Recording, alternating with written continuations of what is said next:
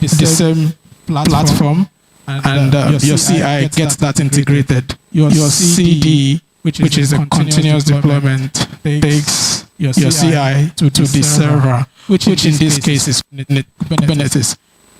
So the benefit is once your code has passed the CI test, it's automatically deployed to environment. But one thing, like I said, right now, the modern thing, the hot thing out there is Kubernetes. In fact, there are some organizations that will employ Kubernetes, just Kubernetes, so that you can help them push their infrastructure, their code to the cloud. So there are components for CI/CD. What are those? Sorry, I'll be doing a little bit of technicality here. There is version control, there is build automation, testing, automated deployment, monitoring the track performance. These things are very, very important as developers. You want to make sure that in your development process you capture the version control. Might be GitHub, might be Azure DevOps, Bitbucket, as the case may be. Then you want to actually have a way of sending this code to the server. Now, automation is very important. One thing I love in my field, in what I do, is automation, because sometimes you're doing something and it's very, very hard. Right? The theme of today is responsive AI, right? So but in our efforts to build AI, ChatGPT and all of them, we don't have an AI that can do your CI/CD. You only have human beings actually right now. So you want to actually leverage on, maybe some of you who wants to come into DevOps, it's still time. There's still time for you to come into DevOps before AI, takes over. So until then, until when AI takes over and begins to design CI/CD pipelines and deploy them to Kubernetes,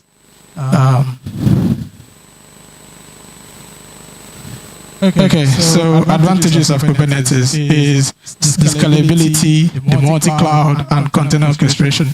I'm actually saying so many things here. Most of you might not understand them, but don't worry yourself. You must have heard of cloud, right?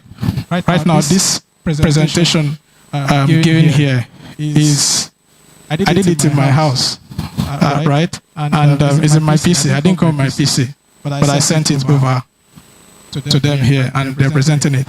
The thing that helps enable that is the cloud.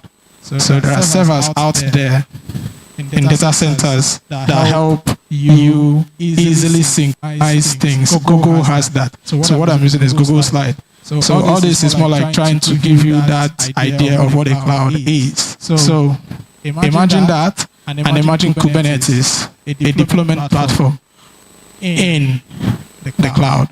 So container orchestration simply means Kubernetes, as I've been saying, which is a deployment platform, requires containers. Container is not the one Igbos bring. Sorry, I'm an Igbo man. It's not the one that Igbos bring from China. Containers, you might actually understand it in that direction. Packaging applications and their dependencies in such a way that they can run anywhere, Like your container, the containers are the package and bring into Nigeria. If you carry that container from Lagos to Aba, it's the same thing, right? It's not going to change. That's the idea behind the container orchestration. So don't just get it twisted. It's a very simple concept. And then there are challenges with Kubernetes. I wouldn't want to say all about Kubernetes and leave out the challenges. It's complex.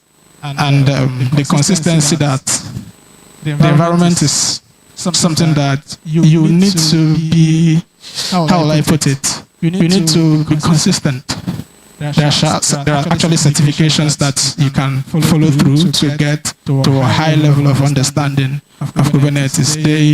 One of the best is Certified Kubernetes Administrator. So in case you want to be a DevOps engineer like me, and you just want to go straight this, like I said, learn Kubernetes. That alone, they will employ you. You will get big bucks, big money. So the environment is complex.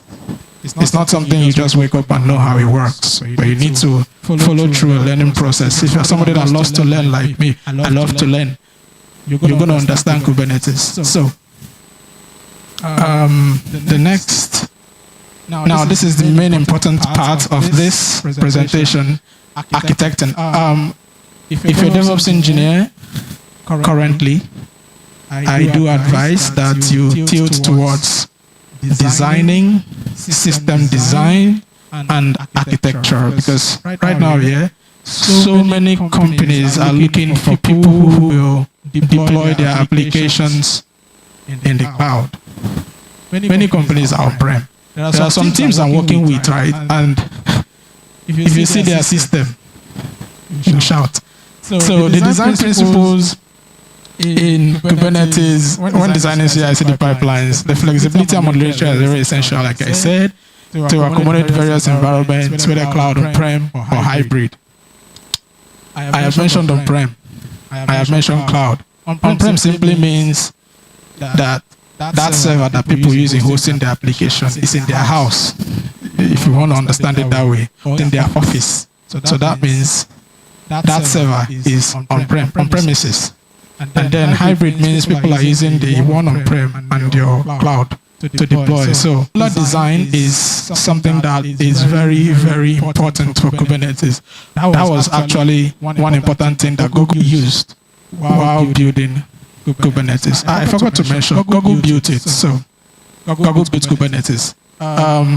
It's an open source tool as well. Using advanced deployment patterns, using advanced deployment strategies like blue-green, canary, and A/B testing, blah, blah, and blah. Those are deployment patterns for developers who want to deploy application. You probably don't know about all this, but for the DevOps guys, you need to go and look into what blue-green, canary, A/B, and rolling deployment is. You will really, really enjoy what you learn. I mean it. So example tools are GitLab CI, Jenkins, and Argo CD. That's Argo CD. That's a mistake. So building tools of a robust CI/CD pipeline. Yeah, source control management. For developers, this is very easy. Source control, GitHub, Azure repos, GitLab. That's what you need. Build automation. Like I said, I love automation. There are things you will do, your life will be very stressful. As developers, you guys realize that at some point, while you're developing your application, there are things that are so hard.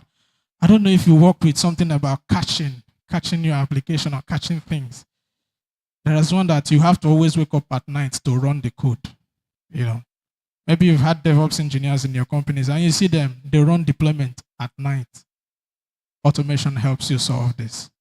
And then test automation, you want to test each and every code that comes into your platform. Super important. If you're a DevOps engineer, please tell your developers to write tests. It's very, very important. Then deployment automation has to do with making sure that at that time when there's supposed to be deployment, there's a deployment and the application is hosted on time with minimal effort. Right, so let's quickly get to monitoring and feedback. Simply means that you want to have your processes, your deployment processes monitored.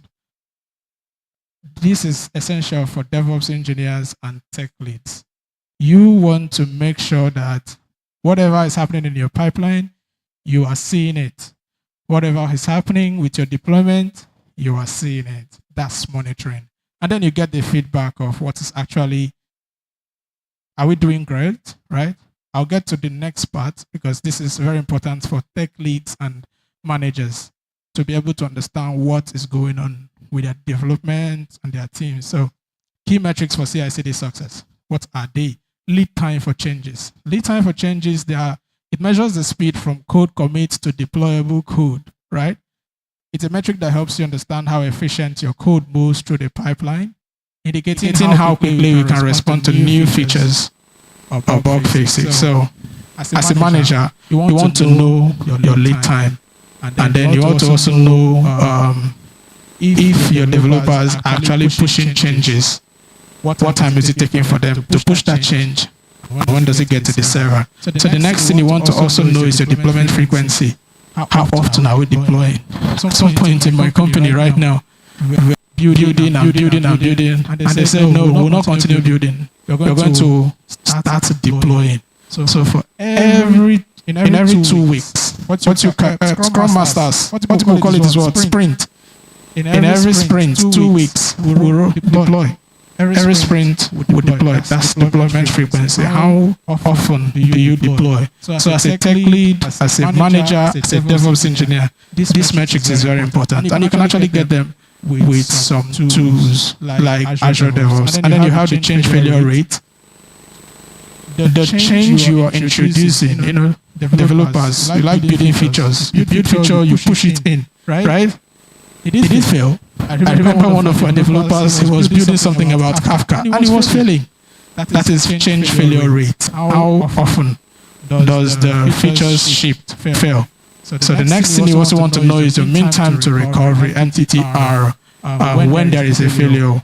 How long does it take your team to get you back online?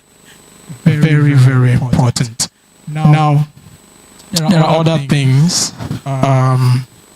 Build success rate, test coverage, pipeline duration, code churn, release downtime, cycle time, automated test pass rate, security vulnerability detection rate, rollback frequency, commit to production time, feedback time, error rate in production. So you know as a tech lead, these are things you need to know.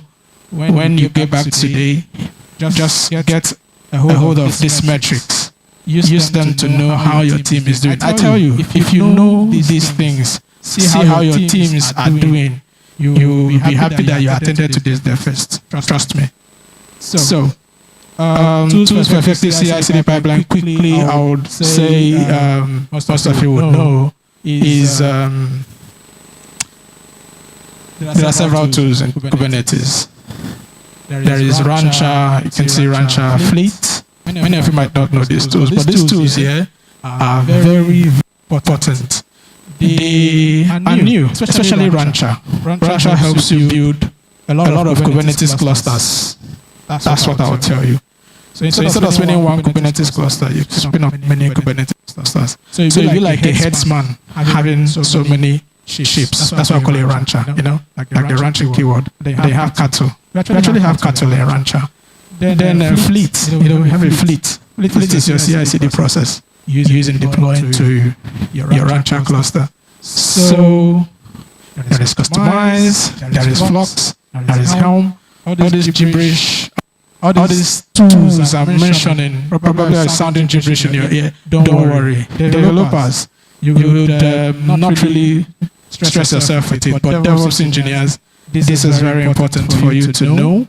Just Flux and Helm and Rancher can keep you busy for the next 2 years with big bucks. I think so, yeah. Security in CI/CD pipeline. This is the last part, which for the security guys, no offense, you guys are super important in what we do. But I just have one or three things for you guys in this presentation. You have vulnerability scanning, and you have secrets management and compliance. It's not a little. It's actually deeper than this in terms of security. You want to make sure that even your agents are secure. Don't worry if I mention something you don't know, but vulnerability scanning simply means that you use some tools to test if there are vulnerabilities in the code where people can use and hack into your system. And then secrets management, you have to make sure that you manage your secrets. Many of us here have secrets, right? So in tech, we have secrets management. A way we put our secrets so that nobody will just see it, right? But there are tools we use in doing that. Most of the developers know about some of the secret tools. In your organization, you don't expose secrets. Please, if you do, stop it. And compliance. Other things involved in compliance. Are you logging your information properly? These are very important in making sure that you have a solid CI/CD pipeline. So for those of us who wants to go into DevOps, my name is Innocent Onwukanjo, and I am a DevOps consultant at Ilelo. You can follow me on X. Is it on or in X? Then my X account is at I_Onwukanjo. I post DevOps content there. Just take my surname, put underscore and I in the beginning. Or you can follow me on LinkedIn at Innocent Onwukanjo. Thank you.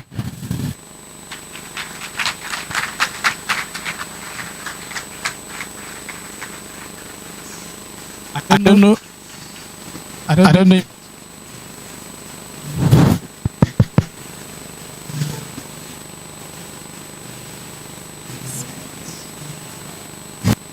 Question and answer. Okay, thank you so much. So before he steps down, we want to know if there are any questions. Any questions? One question? Let's have the mic over there. Ushers. Thank you.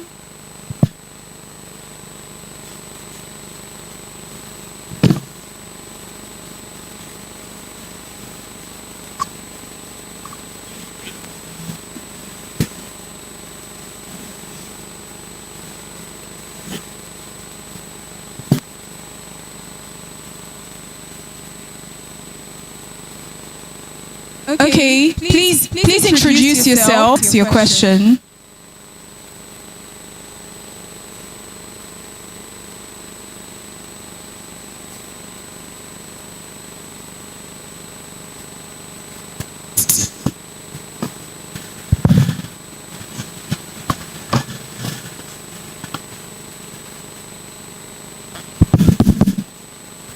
Good day, everyone. My name is Obi Peter. So, I would like to ask, like, if I want to go into DevOps, like, how long will it take me to get successful, and also, where can I start? Okay, thank you. To go into DevOps is, I believe, you strike a memory 2 years or 4 years back when I met Obina Odironye. I don't know, most of us know him in the tech community. He presented in a GDG like this, and I asked him this same question you're asking now, and he said, in 1 year, you can be a DevOps engineer, and the pathway is pretty simple. I think I'm talking like Trump right now. Pretty simple. You want to start off as developer. You don't need to build all the crowd applications, but just simply understand development and how you perform product operations. You can start your journey in DevOps. Now, I've said this, there's a little bias in it, I won't lie. You can come from architectural or operations perspective where you don't need to know how to build backend applications. All you need to do is know how things work. As simple as that. So if you know how things work, in 1 year, you go and get a certified Kubernetes administrator certification. Yeah, you are good to go. Okay, thank you very much. Yeah. Okay. We have one last question. Do we have time for that? Okay, so what we're going to do is, Innocent is going to be around to the end of the event, right? You can always reach out to him and ask the questions that you have. Thank you so much, Mr. Innocent, for being with us and for sharing so much with us. We found it insightful. A round of applause for him as he sits. At least I know that if I did not hear anything, I heard container bago. Right, Mr. Innocent? So if I do that, my container will enter. Thank you so much. All right, right now, we're just going to go straight. These events would have not been possible if we didn't have some specific persons. who sponsored this event. And we're just going to be giving one of them the opportunity to talk to us and we know about them. Please, can we have the representative of Learnable on stage? Can we have the representative of Learnable on stage? A round of applause as he or she comes forward. Okay, he. Learnable. Okay.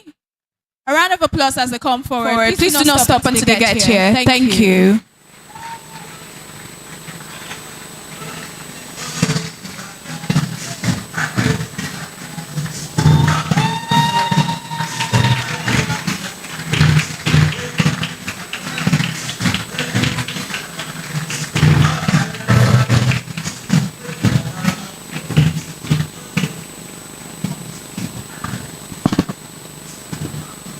Hello everyone. Good morning everyone. Okay, so before we start, I want to do a very little icebreaker. Okay? Are you guys ready? So I want us to be cooperative. I want us to be gingered a little. Okay? So I'm going to divide you guys into 3 teams. Alright? So those guys here, if you're here before the door, you're in team 1. If you're on this side before the door, you're in team 2. And if you're behind the middle door, you're in team 3. So we're going to do a little choir session. Okay? So this is how it goes. Team 1, you guys are going to say, you're going to sing a song. This is how the song goes. Team 1 will say, watermelon, watermelon. Team 2, what will you say? Team 2 will say, papaya, papaya. Then those behind will say, banana, banana, banana, banana. Then everyone will now say fruit salad, fruit salad. Are you ready? Do you know what you're supposed to say? All right. Let's start. 3, 2, 1.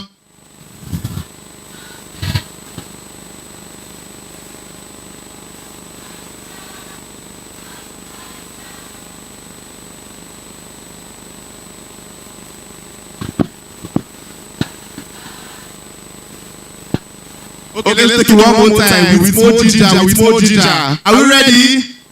1, 2, ready, go.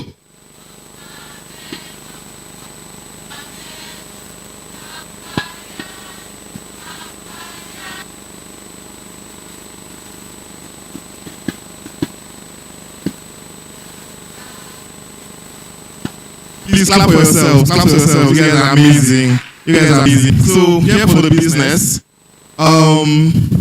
We all here are techies, right? Some of us are into tech already. Some people want to get into tech. Okay? So we, Learnable, we're a platform that brings people into tech or brings the best out of people into tech. If you're into tech, you're looking for a job, we're the best platform. If you're not into tech and you want to learn a tech skill and get a job, we're the best platform. Now I'm going to tell you what from any other internship or any other way you want to learn a tech skill. The first thing from any other internship or any other way you want to learn a tech skill. The first thing is beginner friendly. Now if total newbie, right? You're total newbie and you want to get into tech, Learnable is the best platform. You're total newbie and you want to get into tech, Learnable is the best platform for you to do that. Right? If you have imposter syndrome, you think, you see all these people, all these senior devs, senior designers, and you're like, oh my God, I want to be like them. It's very a particular week. We take it weekly. You know the thing about tech, you don't need to rush it. Okay, you take your time to learn the skills properly. So for week 1, for example, if you're learning front end, week 1 might be introduction to programming. We release the content on Monday. Then on Wednesday, you're going to have a live session with your facilitator. Now, what does the live session do? The live session is for you to ask questions, things that you might not understand. And also, we give a task every week. So if you want more clarity on the task, you reach out to your facilitator on that live session and ask the question. Okay, it's a session hosted on Zoom. Now, if you're busy during the session, if you're in school, if you're working, don't worry about that. We record the session. So at the end of the day, we post the recording of the session. So whatever time you have during the day, you can come back later and watch the recording of the session. Okay? So that's how flexible it is. Then at the end of the week, you submit your task. It's very simple. Monday, Wednesday, and at the end of the week, which is Sunday. Okay? So that's what happens in the week. Your time. Take your time. Consume the content as fast as you want or as slow as you want, but make sure you finish it within the week so you're able to submit your task and move on to the next phase. The next thing is startup management. We are all techies, but I know most of us want to own startups because startups are the next best thing, okay? We want to own startups. We teach you how to run a startup, manage a startup, you pitch to investors. So it's not just you also learn how to run a business. The next thing is job placement. This is very important, job placement. If you, and after your learning, we have a talent sourcing platform where we outsource you to companies to get jobs. People that finish from our program are working with companies like Google, Microsoft, Andela, even companies in Nigeria like Tennessee, companies abroad, Andershat from Germany, and the rest. We have lots of clients. What they do is they reach out to us. I say, Can we do that? You guys don't do it. Okay, you want the clicking. You prefer the clicking than the other one. Alright, so let's go. This person is an accomplished program manager with over 5 years of experience in global marketing. He's a community manager. Okay, 5 years experience in global marketing and scaling programs. He has a background in mechanical engineering, where he graduated in 2014, and also furthered his education at the University of Lagos, graduating as a systems engineer. Currently, he is pursuing an MBA to further his business acumen. I think I prefer the sound. I'm not feeling you guys' interaction. So throughout his career, he has a proven track record of success in various areas. He excels in streamlining documentation flow. I'm going to skip a lot of this. Sorry. He currently holds a position on the developer ecosystem team at Google. I think this deserves a... Yes. And he continues to power developer growth through community engagement, education, and resource allocation across Africa. His expertise and dedication have helped bring to life some of the most prominent developer conferences across the African continent. If you are a member of GDG and you don't know this person, it's likely that you're a timer because it's impossible. He's not only just an accomplished professional, but he's also a very good speaker, especially at tech events. He's passionate about sharing his knowledge and inspiring others in the tech industry, and this is what has brought him so far as a sort of after speaker, contributing to the growth and advancement of the community. Ladies and gentlemen, if your hands are not too busy, if you are not, if your hands are not too busy, join me as we welcome on stage to take the keynote, talking on responsible AI, none other person than the developer ecosystem community manager, Google. You guys are not ready. I'm not calling his name to you. I get that excitement. Say that's massive. Join me as I welcome Sadiq Akinjubi.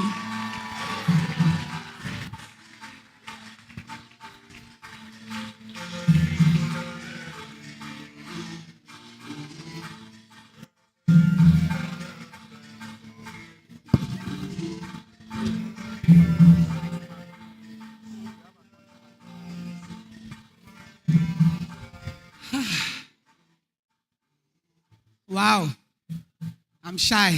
I didn't see you before. Hello, everybody. How are we doing? Okay, let's stand up. I'm not feeling the energy. Everybody stand up, stand up. Let's do exercise. Oh yeah, sharp. Let's stand. Look at my people. Oh yeah. If you are not standing, you are wrong. All right. How are we doing today? We are fine. So, I'm going to go ahead and come again. People will now hail me very well. Because we tell people that this is the last distributed gathering of developers worldwide. So they need to what? They need to know. So I'll go back, then I will now come. People will now hail. Do we understand? Okay. Let us welcome Sadiq Akinjari. That's more like it. But before we sit down, I want us to quickly do a little game. It's not a tongue twister this year. If this is your first DevFest, raise up your hand. Clap for, if I punch you, clap for yourself and sit down. Clap very well now. Celebrate yourself. If I see you, get up. If this is your second DevFest, sit down and clap for yourself. Please, those of you sitting, clap for them. It's not easy. I'm getting somewhere. Are you sure this is your second DevFest? I don't mean Uyo, I mean everywhere.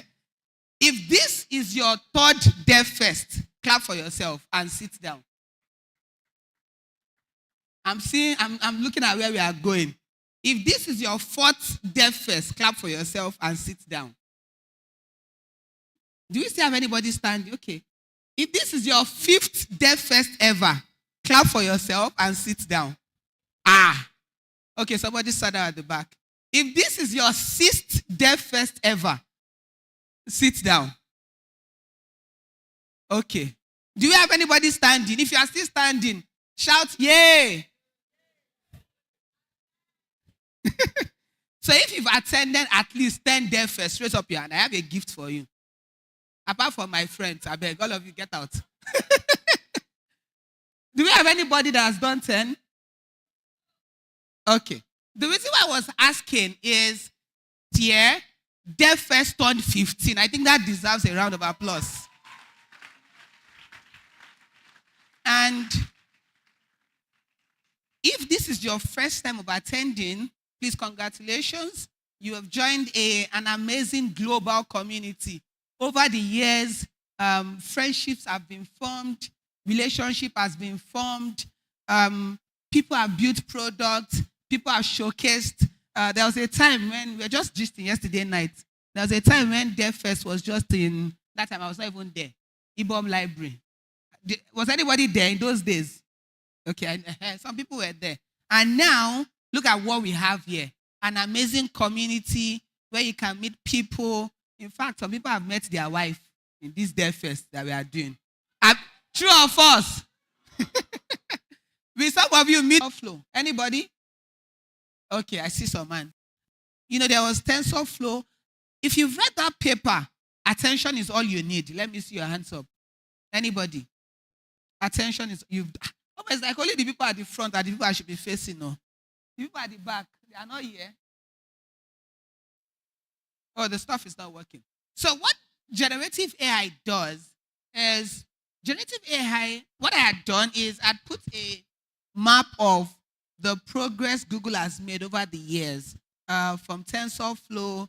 Now, we are now in the era where AI is integrated in every of our toolkits, right?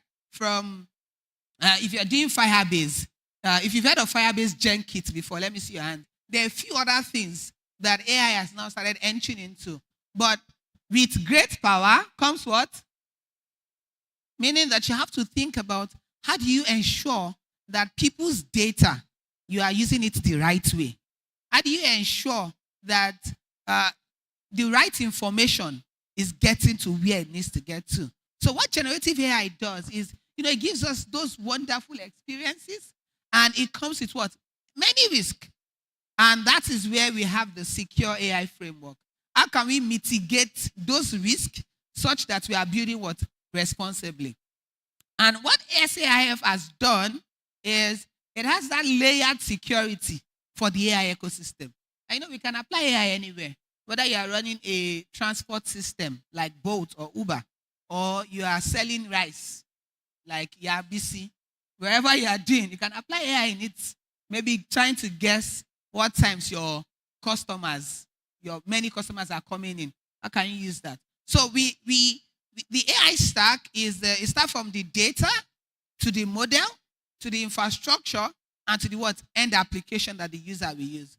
And as you know, for many years, Google has been working hard to make sure that working with industry partners to make sure that we are raising the security bar for every of the products that we have. Earlier this year, I don't know if you are aware, Google announced the Coalition for Secure AI, meaning that coming together with some of our industry peers to advance responsible AI everywhere, making sure that the data is being used the way it's supposed to be used. On a final note, before I leave, 2024 is a very important year. I know that everywhere you go, you are hearing AI, but how can we build a responsible future together? And you can get started today by going to saif.google. So if you go to saif.google, you will see all the different toolkits, all the different products, and how you can use some of the resources that we've put together to continue to build a responsible future together. This is the point where you clap.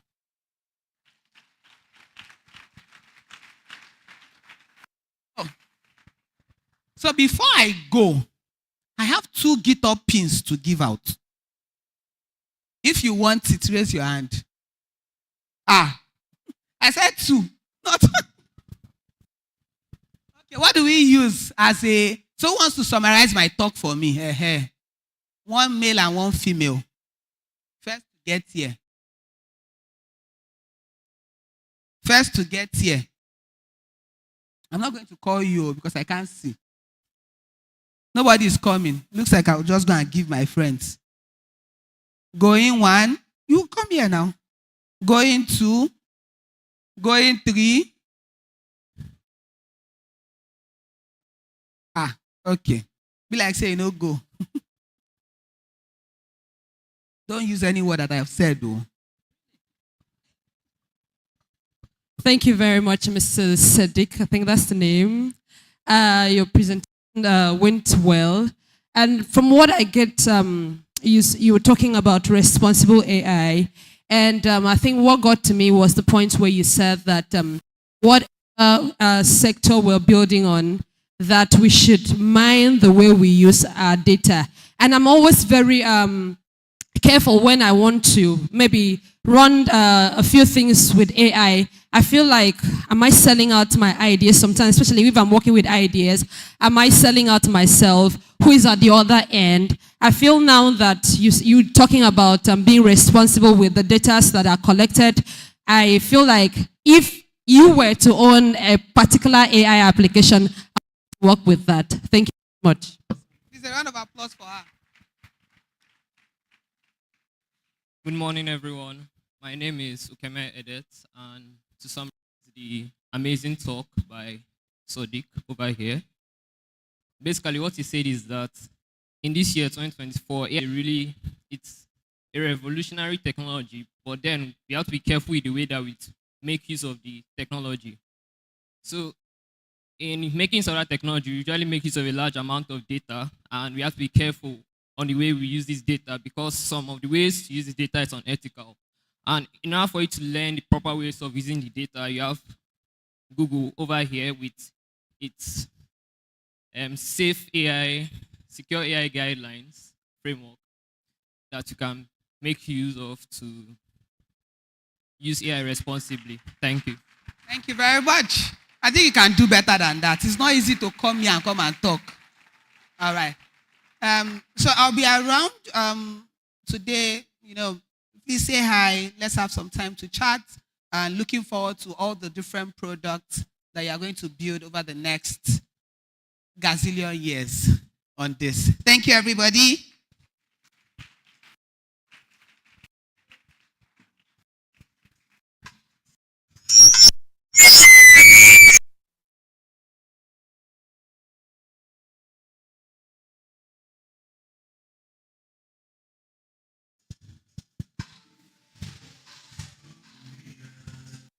I am very happy to be here because my name is Sadiq. Please, a round of applause for Sadiq. Please clap for Sadiq very well. He came all the way from all the way and you're not clapping for Sadiq. What is it? Okay, please clap for Sadiq. Thank you very much. Thank you. All right, and, I'll be calling on our next speaker. This is going to be very, very interesting. Very, very interesting. Now, this is what I want you to do. When I read this bio, you don't get to say, like my co-host wants you to do. I want you to do, Everybody say, If you have a find somebody beside you, turn to the person and say, It means the person beside you is not fine. You guys are wicked. Please, if you know the person sitting beside you is beautiful, handsome, turn to the person and say, Look them eyeball to eyeball and say, Don't be scared. If the person have a ring on their middle finger, respect yourself. All right, so right about now, I'll be calling this next person, and this person will be talking on the AI revolution in UI UX design. All the UI UX people, let me see your hands. I drag and drop. I color red and color blue. Let me see your hand. Only two. One there, one here. Okay. All right, so this presentation is going to be coming from this particular person. This person is known as the god of products. Everybody say, He is an innovative, strategic designer at forefront of creating AI native experiences. Say, If you don't answer me, I'll not read it too. He expertly fuses cutting-edge AI technology with intuitive, user-centric design, driving engagement and growth for startup and established enterprises alike. Currently, he works as a product designer at Synth, an AI supply chain manager for CPG businesses. Say,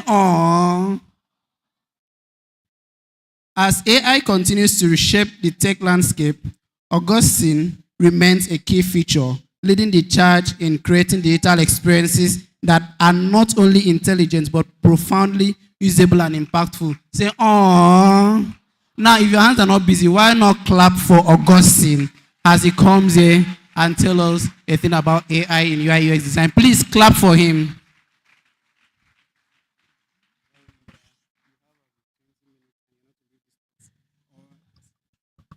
Hi, everyone. Hi, everyone. All right, my name is Augustine. I'm a product designer, and I've been doing design for about 6 years now, and I'll be speaking on the AI revolution in UI and UX, right?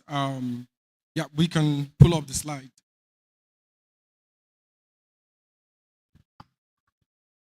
Okay. So yeah, I'm often referred to as the god of product. There is a story behind that name, and it's an interesting one. And also, I co-founded a platform called VIT, an AI mentorship platform that has mentors across the globe. Currently, we have mentors in 70 countries, yeah. Amazon, Cheaper Cash, and the likes. And yeah, I'm a founding product designer. I don't know why. I'm usually a founding product designer in a lot of startups. So I have startup experience, and also I have 6 years, and I'm an expert in user-centered design. Yeah. So here's the summary of what we'll be talking about. We'll be talking about your modern design assistant, which is AI, right? We'll be having the Ninja experience, are we talking AI, AI workflow, which AI again, and which AI? Okay, so imagine AI as your design partner, right? It's meant to boost your design skill. Before I even continue, how many of us are designers here? Let me know my audience. Okay, how many of us are developers? How many of us are content writers? How many of us are cloud engineers? How many of us do nothing? How many of us are here just for food? All right, good stuff. So the guys that are here for food, I'll be speaking to you. Imagine AI as your design partner. It helps boost your skill, right? And it accelerates your workflow. So prior to now, what we do, we use lorem ipsum, those that are designers, when we are trying to design. We don't actually create content for our design. But now AI helps us with that. So it helps you to create user personnel, and then you can use that user personnel to use across your design, basically. And AI helps you brainstorm. When you interview with customers, you analyze your design feedback that you have gotten from them, and you improve your user experience. So let's get into the Ninja experience. You can see it on your screen. So who has ever been watching a really good movie or football match? I'm an Arsenal fan. And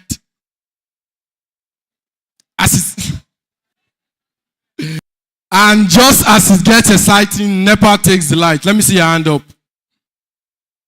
Okay, few people. So how many of you have gotten, I'm almost only to find out that person has not even gotten to the place? You might be the one doing it, it's fine, you can raise your hand. Also, how many of us usually wait for NEPA to take the light before we realize that we should charge our phones? iPhone users, raise your hand up. Last one. So, who has been bargaining so hard in the market that they end up surprising themselves the final price? Like, you bargain so much and you're like, is this the final price? All right, so let's get into our talk. Why AI? Speed, creativity, and scale, right? AI handles repetitive tasks, as I had mentioned, and reduce your project timeline. So freelancer, it allows you to handle multiple projects, right? How does it allow you to do that? You generate design idea. Particularly, you generate design ideas with Claude, right? Because Claude can write code in React, right? So you can just give him, hey, I'm trying to design this calendar, design, right? Give me an idea what you think using this guideline, right? And then it generates the UI for you. And sometimes you don't really need to make more changes. I'm not going to lie. You don't really need to make more changes. You just need to copy that thing that they has given you, right? And redesign it to fit your existing design system, right? So also it boosts your creativity, right? Blending different design elements, right? And also it helps you maintain consistency across platform and audience. So most of the times when you are designing, right? So let's say you are designing for the CPG brand, which I designed for a lot, and you're trying to build a production planning system, right, that allows manufacturers to produce items. What AI help you do is that it help you maintain consistency in terms of content, in terms of generating ideas. It just streamlines your focus. Whereas without AI, you get to go and do the research yourself, right? And piece all these things together.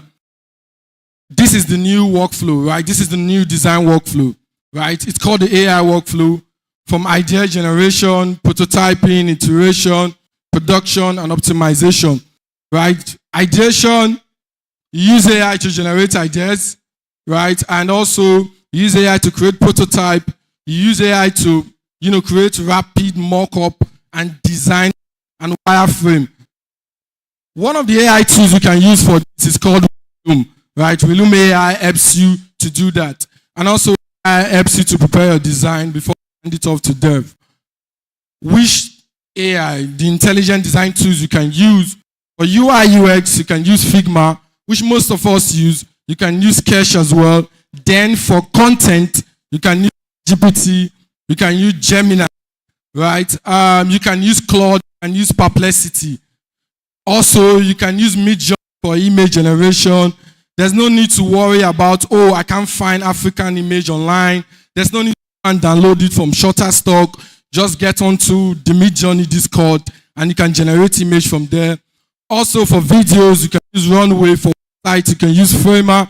For graphics, you can use Canva. Yeah. And also there's Mirror, there's Stability AI, there's Vid, there's VZ.ai, which most of us are familiar with. And also AI design challenge and solution, right? I'm trying to run through the talk. There's a part where I really want to stay. So the challenges in AI is ensuring originality. That's really hard to ensure, but use AI for repetitive tasks and ideation. So that helps you to maintain some form of originality. And then there's ethical concern, if the AI is ethical and all that. Recently, character AI, their AI allowed a teenager to commit suicide, which was a big deal, and the company was sued. So AI ethical concern is a big deal, right? And I want to prevent that, right, is to make sure you follow, the ethical guidelines for AI models to ensure that what you are doing, you're not basically copying someone else's design, right? You want to balance it. You want to brainstorm with AI, right? Also, there's AI human balance, and also there is over-reliance on AI. That's a big problem when you rely on AI too much, mostly as a newbie in design.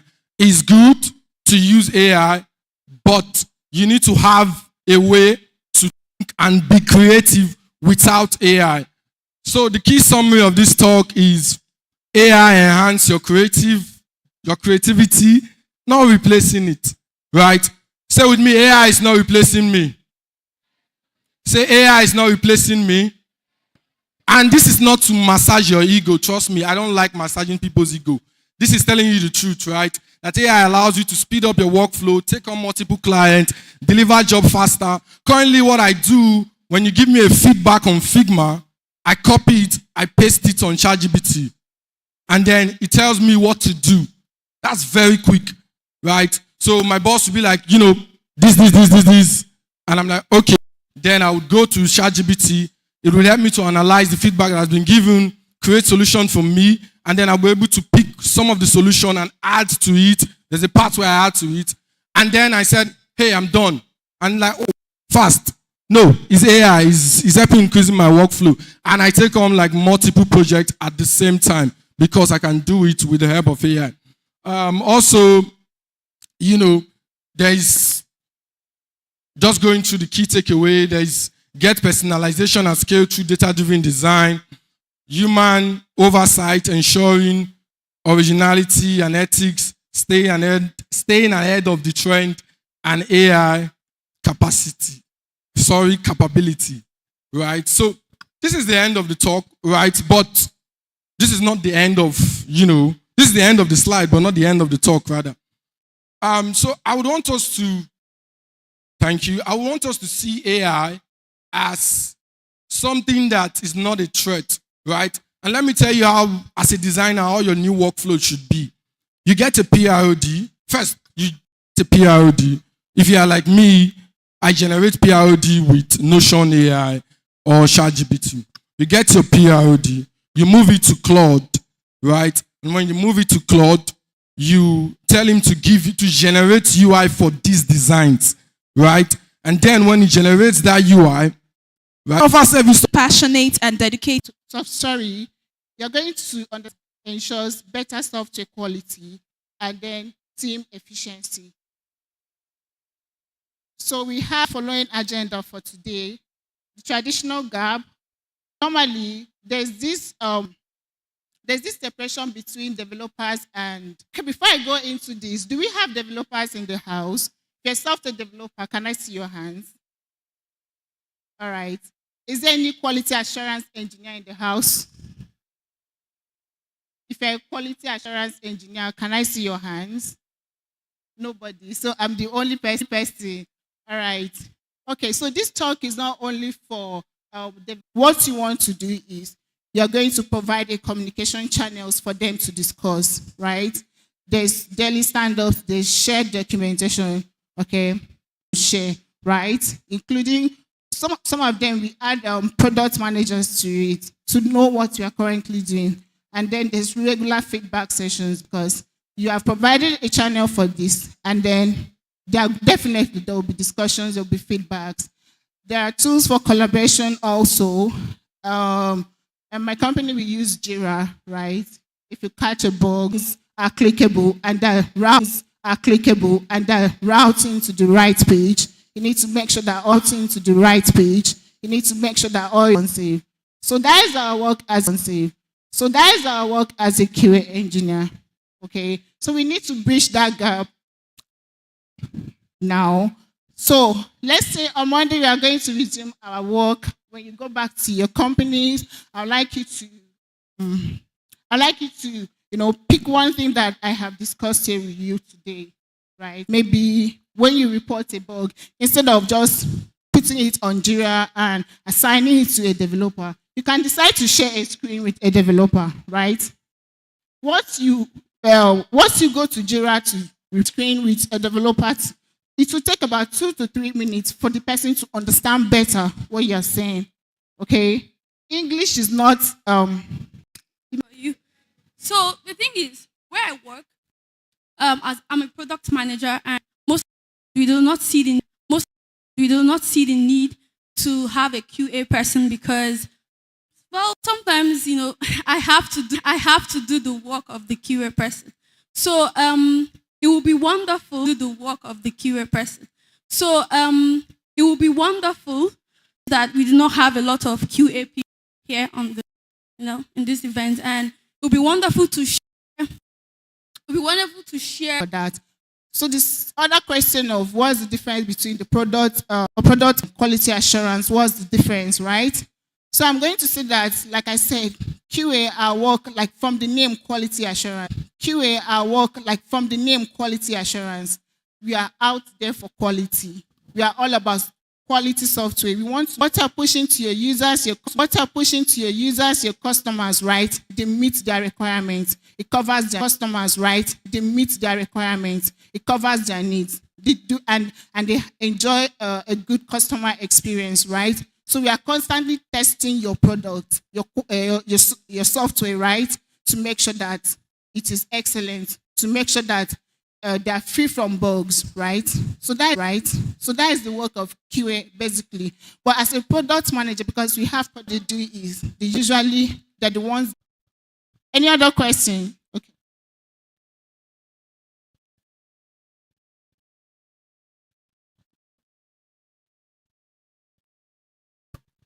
Okay, thank you. My name is Enobongo Person, and I'm a product manager.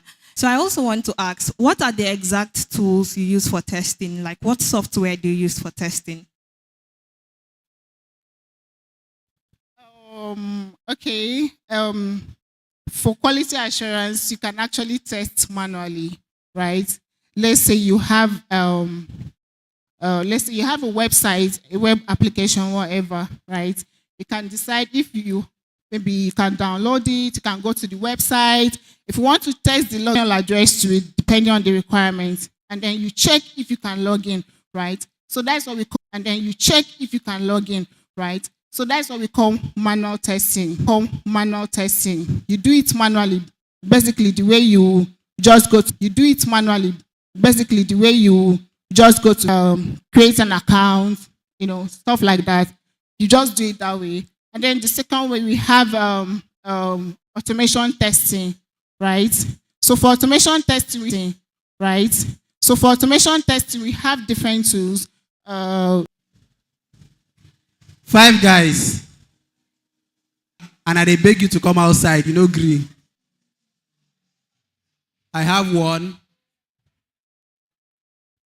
I have one.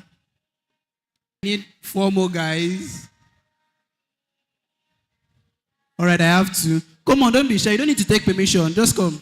Come. Emmanuel. What do you do, Emmanuel? I'm a backend developer. Say that's massive. That's massive. That's massive. That's massive. Okay, so what's your name? Emmanuel Williams. That's massive. Okay, so what's your name? Emmanuel Williams. Emmanuel Williams. Emmanuel, okay. So what do you do? Say? What do you do? I'm a dev, intern dev. Front-end dev. Okay, awesome. Dev. Intern dev. Front-end dev. Okay, awesome. What's it? That's massive. Please, you guys should line back. Come. What's your name, sir? David. This is David. You? What's your name? Charles. Charles. Now, this is what these guys are going to do. Single ladies, please unveil yourself. People they don't trust. Why are you saying no? All right, so this game is very, very simple. Do you mind introducing it for us? Okay, so I really don't know the name of the game, but it was just prepared. So I really don't know the name of the game, but it was just prepared on the spot. This is what's going to happen. We are all going to be involved in this game. You, the audience, and as well as the participant. So you're going to give me they're going to say words related to that area. And anyone that doesn't get it, mention in the category. I'm so sorry, guys. I wanted to make it as easy as possible. But yeah, since this is DevFest Uyo by Google, we're going to start with made by Google that you know. Let's go.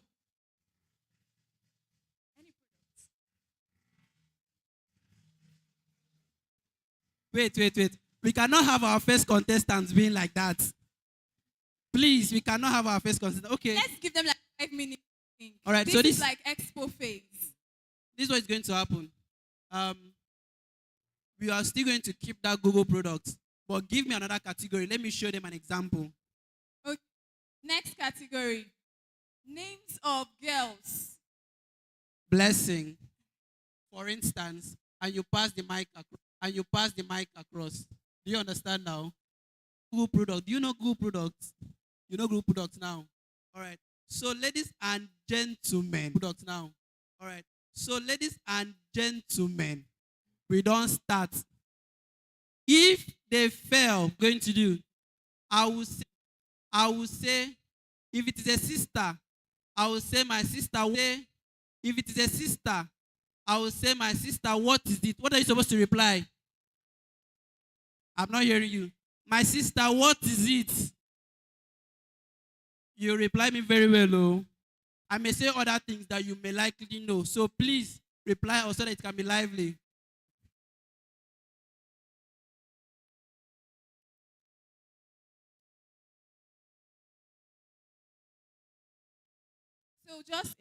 So when he says my sister, what is it? The response is, haven't you done enough? It's can all participate. Thank you. Fruits. Let's go. Fruits. Go. Kiwi. Passion fruit. Sorry. Avocado. Watermelon. Lemon. Watermelon.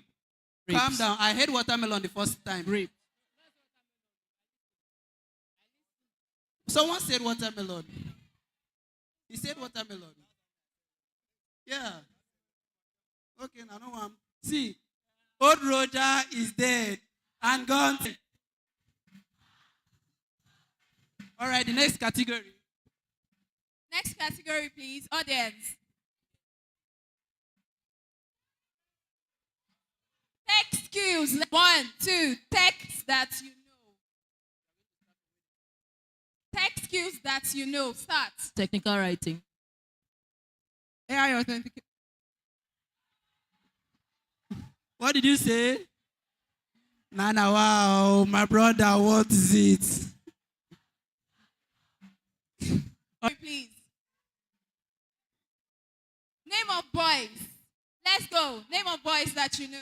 Daniel. Okay, let's start from the last. Yeah. Names Daniel. Yeah. Names Daniel. Emmanuel. Michael. Gabriel. Jasper. Gabriel. Jasper. I've said too much. Let's hear from this side. What? Names of animals. Names of Power Rangers. Animals.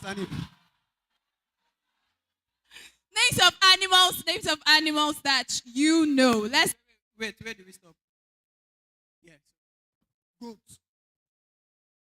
Lion. Well, Jaguar. Cow. Lion. Did somebody say lion already? Who said lion? Ed. Okay. Old Roger got up. Come. be attentive. So Okay. we're down to 4 contestants or participants. So before we continue, this is the only guy. Come forward a little bit. Blessed. This guy is blessed amongst women. Currently, he's representing the whole men in DevFest Uyo community. He's representing the whole men in Akwa Ibom State, Nigeria, Africa as a large. And please, show him your support.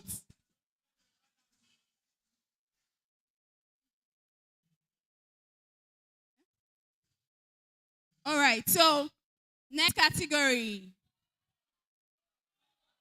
Names of phones. Names of phones. Go. Google Pixel. why? Humidity. iPhone. Samsung. Techno. Give me the music, please. My sister, what is it? Say it one more time. My sister, what is it? Say. All right, we are going down. All right. I am rooting for you personally. We're down to 3. All right. Next category.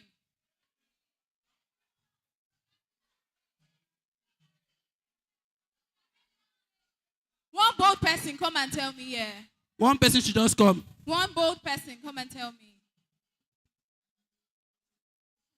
Rounds, no winner. We move to sponsors. Agreed. 3 rounds is short, though. 2 rounds. Two Just rounds. 2 rounds. I said 3 rounds is short. You're saying 2. We are not this. Okay. Sponsors. Names of sponsors of DevFest Uyo 2024. 2021. All right, let's go. Marvel Studios. Pepsi. We're not hearing you. Speak to the mic. Cafe de. Rust.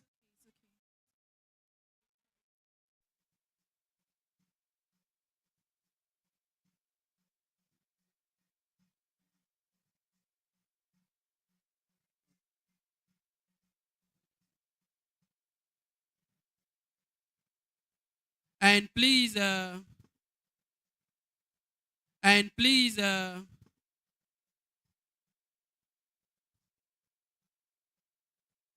he has gotten it. You guys should see. Oh, he don't collect. Oh, make una see. Oh.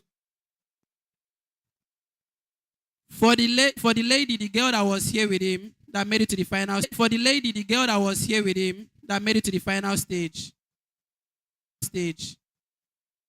Yeah, please, we have a gift for you. Yeah, please, we have a gift for you. For your resilience, for being able to go toe to toe with this grab guy here. Please, a round of applause for this guy.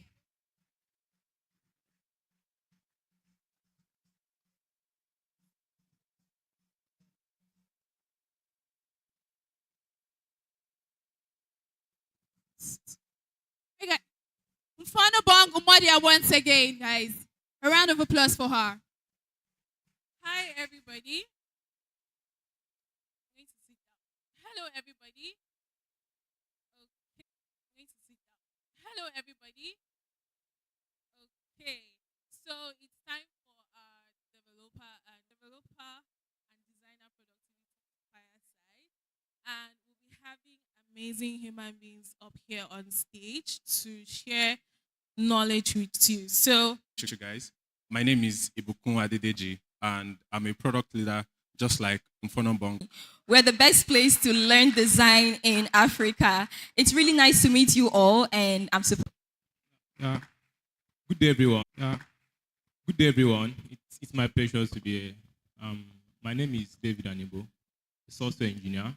I started my career as a software person, a London-based agency, and later moved to Green Places, a sustainability platform whereby we help company to automate their carbon footprint. And currently, I'm at Metallic as a software quality engineer, whereby I get to write automated tests and check to see like a technical concerns and all that.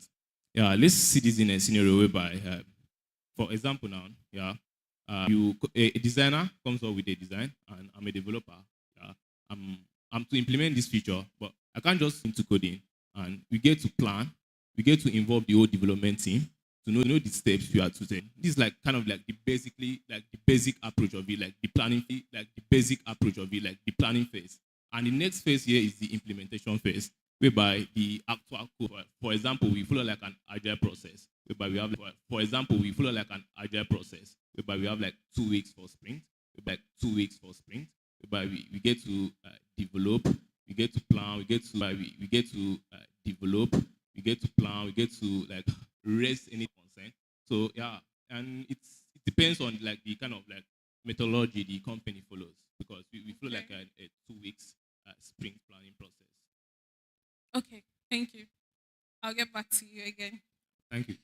Okay, so to our amazing lady, how can people, developers and companies in general, ensure that AI solutions remain user-friendly and accessible to people who are not tech savvy? You know, when we come to events like this, we usually have persons who are just hearing of some things in tech for the first time, and even tech as a whole. You know, something you said, you know, tech jargons, but you made use of intuitive tech jargons, but you made use of intuitive. I'd like to know what's intuitive. Okay, so when I use the word, I'd like to know what's intuitive. okay, so when I use the word intuitive, it needs to be like it needs to be smart, right? I like a product manager. You know, he's always Mr. D, you like them? Mado, we have just one person. So Mr. D is the 1%, but the 99% of the people I know are always fighting with product managers. So Ibokun is here to give us. Okay. Okay. We'll take your question after. All right, thank you. That's a very interesting question. And the first thing to say here is it's a tale of the craft. If you've worked in product team long enough, that opposing viewpoint would always come up. But as a product manager now, over the course of my career, when things like that come up in a team, from like the engineers or like the designer, one thing to do first is to communicate the product vision again, and let like clarity comes like to like the designer or like the engineers. You'd come to see that like most times they are not factoring in a lot of things that they need to factor in, especially when we're dealing with an objective that deals with like our product vision. Then the second thing here is understanding the non-negotiable and the product principle for your product team. Now, I'll give you an example. On my current team today, when there is a feature that has to do with our repayment or collection bit as a lending business, take it very, very, very seriously. From the design to the implementation to how we test, because that's the lifeline of our business, right? Then the third bit is what I would normally do when I have like different viewpoints from like different corners of the team, be from like the QA engineer or like even my associate product manager or like the designer or the engineer. And what I do is running their viewpoint via the discovery matrix. And the discovery matrix is simple. One is to understand, will our user be able to use this? We're solving usability risk. Two is it viable for our business? Can our internal stakeholders like support what we're trying to do? That's business viability risk. The third one is this platform that we're building. Will our users be able to use? Okay, I've mentioned users. Okay, can our business support this? The third one will be around technological feasibility. Can we even build this? Then outside of the technological feasibility is trying to understanding and like answering all of these questions So if you run like these opposing views through like this discovery matrix, you see that like some part of like the views are lacking, and we can't necessarily like go with a particular viewpoint. At the end of the day, we need to like reach a consensus to drive our initiative forward. And the third bit here, which I'm going to illustrate with like this example, was a time when we're trying to internationalize our bills payment service. So at then we're serving customers mainly in Nigeria, but at the point we wanted to like start serving customers in Kenya and South Africa. And then my designer was like, look, I've designed this particular product flow for Kenyans and the guys in South Africans, for our merchants there. Let's redesign a new localized experience for them. And my lead engineer was like, no, we can't do that. We already have like a flow already. And if there's one thing you know about purchasing bills, the flows are almost always the same. And we're like, let's reuse this component. But as the product manager there, I was pressed for time. The most important thing to do there was to say, guys, let's go with like the reusable component part. And I wasn't right at the end of the day. We had to deal with currency issues. We had to deal with other issues down the line.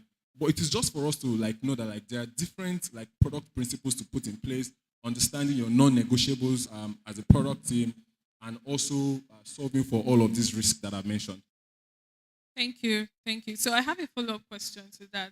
You know, sometimes you get to have people in the team, could be designers, could be developers, not aligning with the vision. And that somewhat falls back on you as a product manager, because there is a product in line that needs to maybe go into the market or needs to be improved on. So how do you handle that situation? So typically for guys that don't fall in line, as a product manager and now as a product leader, I have a mantra. And the mantra is the business first. If there is no business, there is no technology product to build to support or get revenue. So my job at that point is to try to make them see why it's important to go with a particular approach. But at the end of the day, the business comes first. Okay, so indirectly you're telling us if you mess up, you don't go ask. Okay, thank you. So, Mr. David, I have one last question for you before we take questions from the audience. So, could you share some specific tips on how to maintain efficient communication with designers during rapid iteration cycles? I think developers have an issue with designers in general. They're always fighting on the timeline. Yeah, I know, right? Yeah. Yeah. That's true. Yeah, so basically, where I work, we in our agile methodology, we get to implement a process like grooming session, whereby we have like the team members get to review, we plan and also like prioritize tasks in the backlog. And backlog basically we have like the list of tasks. We have like tickets that needs to be completed before the sprint or like maybe or after the sprint basically. So yeah, so having the designer and developer in the grooming section leads to like improve the communication process in general. Because for example now, having the designer, the developer, and the let's say like the stakeholders in basically, we get to like have everyone perspective and each other's individual perspective have been considered basically. So the grooming session helps to facilitate seamless communication between the development team and the design team. Yeah, that's first of all, and also using like a communication channel like Slack for communication messaging. We use Figma for design needs and raising concerns, and also using Jira or Notion to raise bug tickets and if like anything comes up during the planning phase. Another thing there is kind of having like a alignment in the vocabulary, because for example now, as a developer, we have a component called pops up or model or dialogue. Some people, we have like 3 names for that, but it's basically like what pops up are like what you see in application.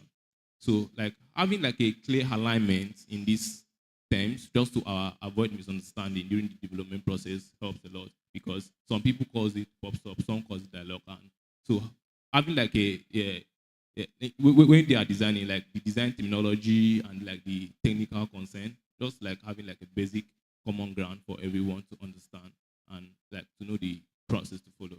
Yeah. So yeah, the last one there is stand up, whereby we get to raise any design blocker if we have, whereby this facilitates communication as well. Because as a developer, when I join a stand up, Human. Okay, thank you very much for that question. Okay, so if you want to involve end users in your AI implementation, okay, so there's something I usually say. Firstly, you are not your user. I remember one time, we were having a session at DTA, and, we had this product we're working on, and, some of our DTA stars, they were like, I love yellow, ma, that's why I use yellow. I'm like, you love yellow, but this design doesn't need yellow. So I had to like re-educate her to tell her that firstly, you are not your user. You may think you like something, but what if what you think is the best is not what will be the best for your end user? So one of the ways you can understand your end users is by doing usability testing, right? You need to understand the people you're designing for. And so it's just like two people in a relationship. Okay, let me now enter relationship. Relationship always enter everywhere. So if me and someone were in a relationship, the only way I can understand him is if I ask him questions. What do you like to eat? He would say, okay, he loves white soup. And the way you're smiling at me, do you like white soup?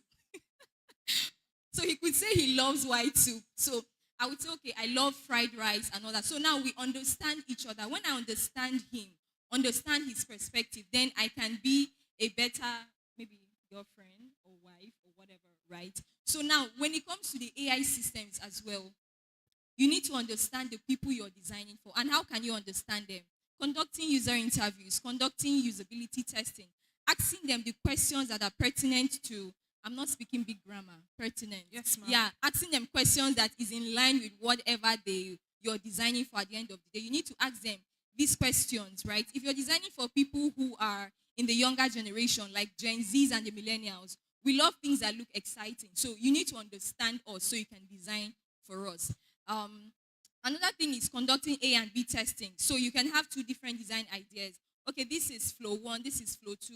We can, conduct usability testing, understanding, okay, this flow from this screen, it takes the person to this screen, takes the person to this other screen, and then you get feedback.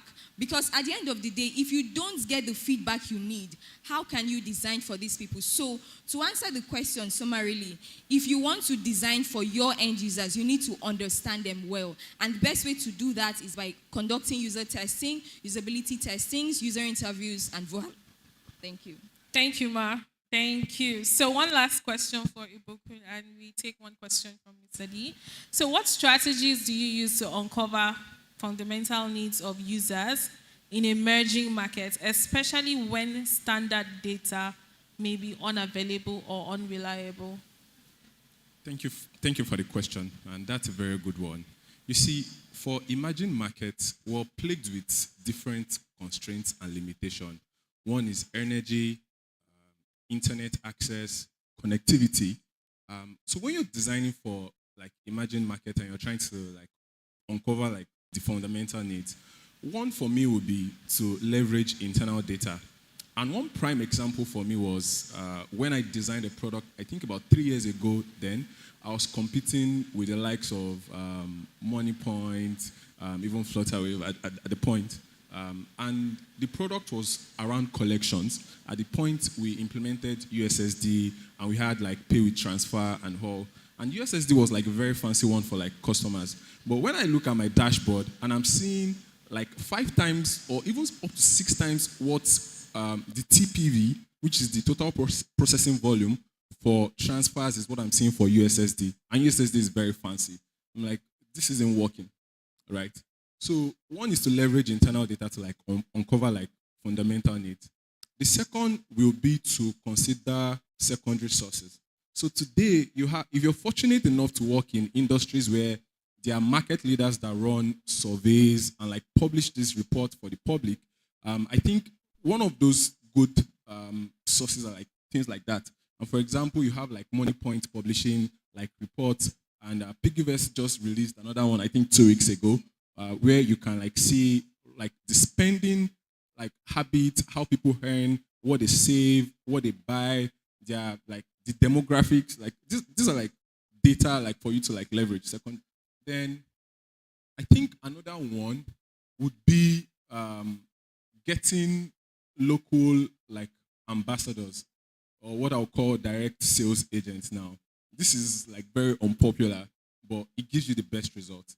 And I'll go to the example. So essentially, what you're trying to do here is recruiting people. I don't know, you get their demographics, maybe like very young people or people in a particular locality. Share with them like the vision of your product, how it works, and then they're like the ambassador. They get to like evangelize to like other people, trying to like tell them what your product is solving, right? And I saw Opay did this around like 2017, 2018, when they were trying to scale their QR product. So these are like the ways to like uncover like fundamental like needs of users in the emerging market, because you can't say you want to design a collection product and the very first thing you're doing as a designer is you're designing for an iPhone screen. It's not going to work. Yeah, so. Thank you, Ibokun. Our time is almost up, so I'm going to take the question from Mr. D.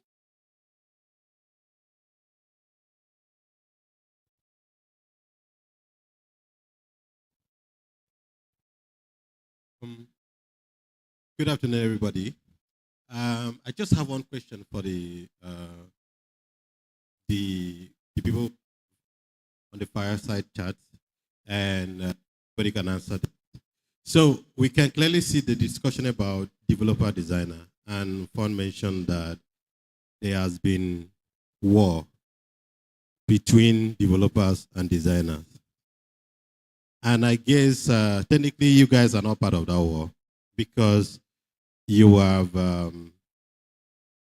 evolved into working in teams. Teams understand how important we are to each other. Most of the guys in this audience, designers and developers,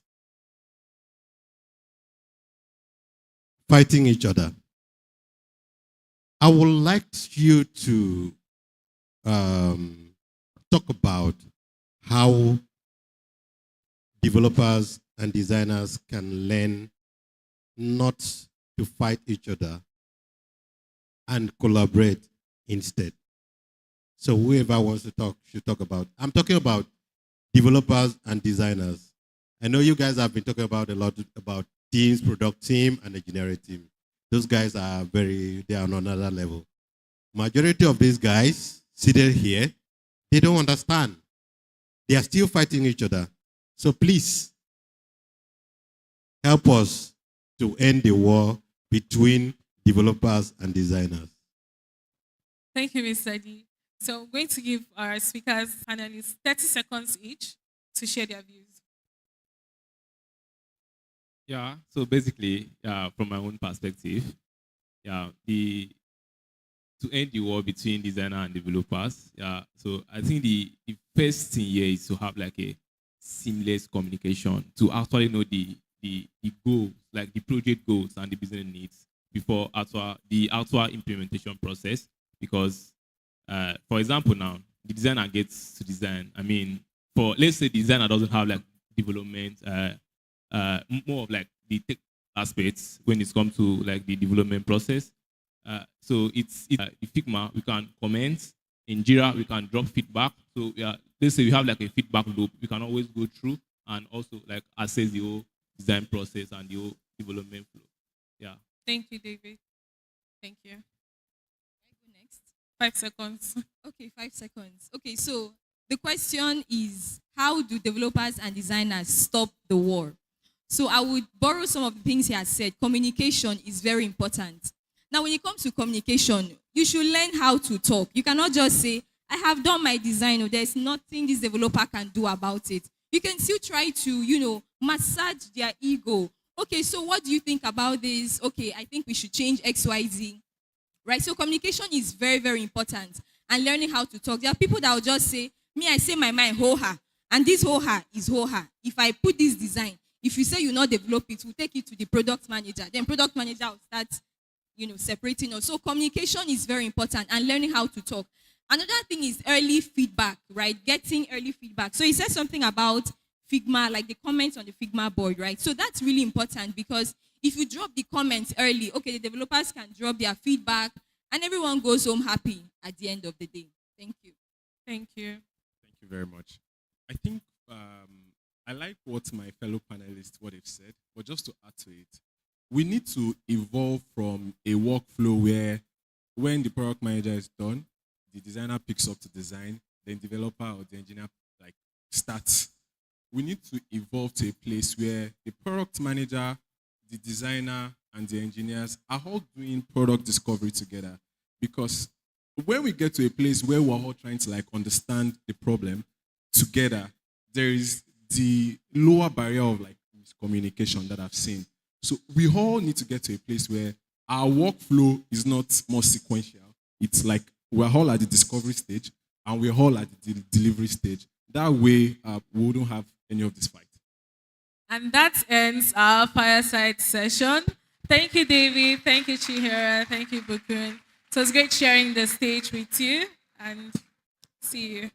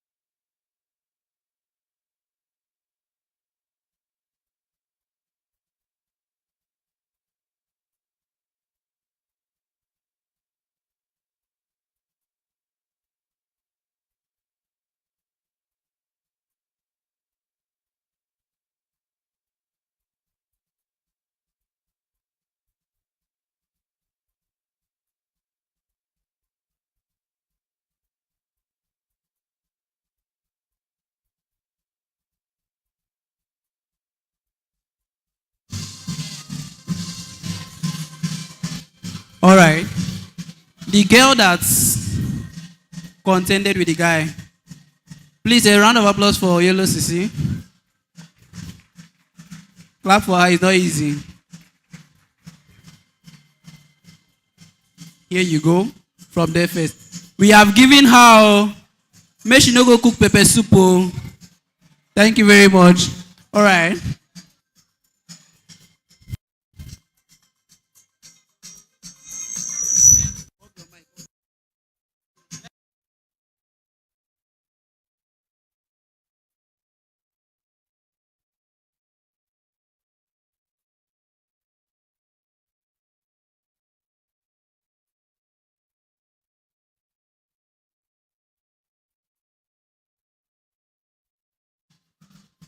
So, like my co-host said earlier, this event wouldn't have been possible if we did not have people coming to sponsor this event. Okay. So please, I would like to call on the representative of Rust community. Rust. Yeah.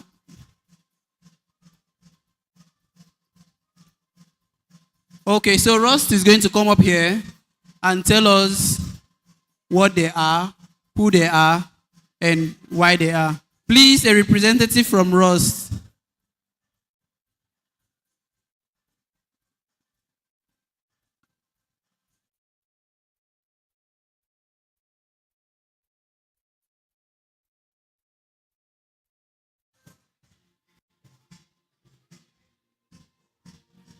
Okay, I have one person coming forth. Please, a round of applause for him as he stage.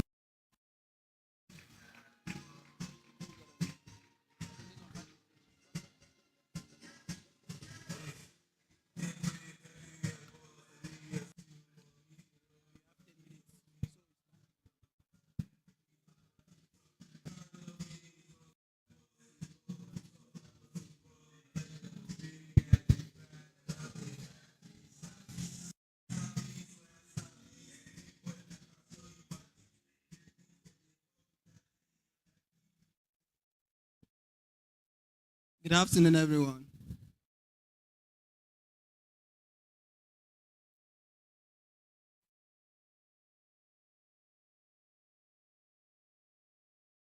Okay. So my name is Promise Raycon. So a Rust developer and also embedded system engineer. So and one of the co-organizer of Rust Nigeria. So what we are here to do is, how many of us have heard about Rust?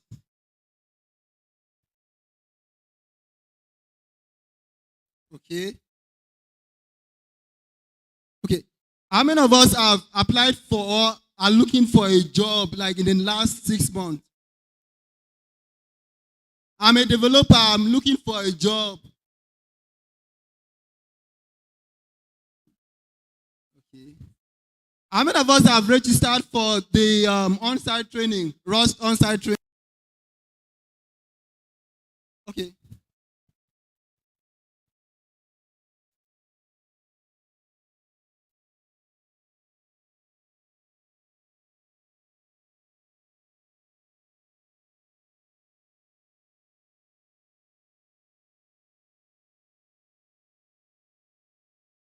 Okay, so why developers should embrace Rust for safe and reliable software?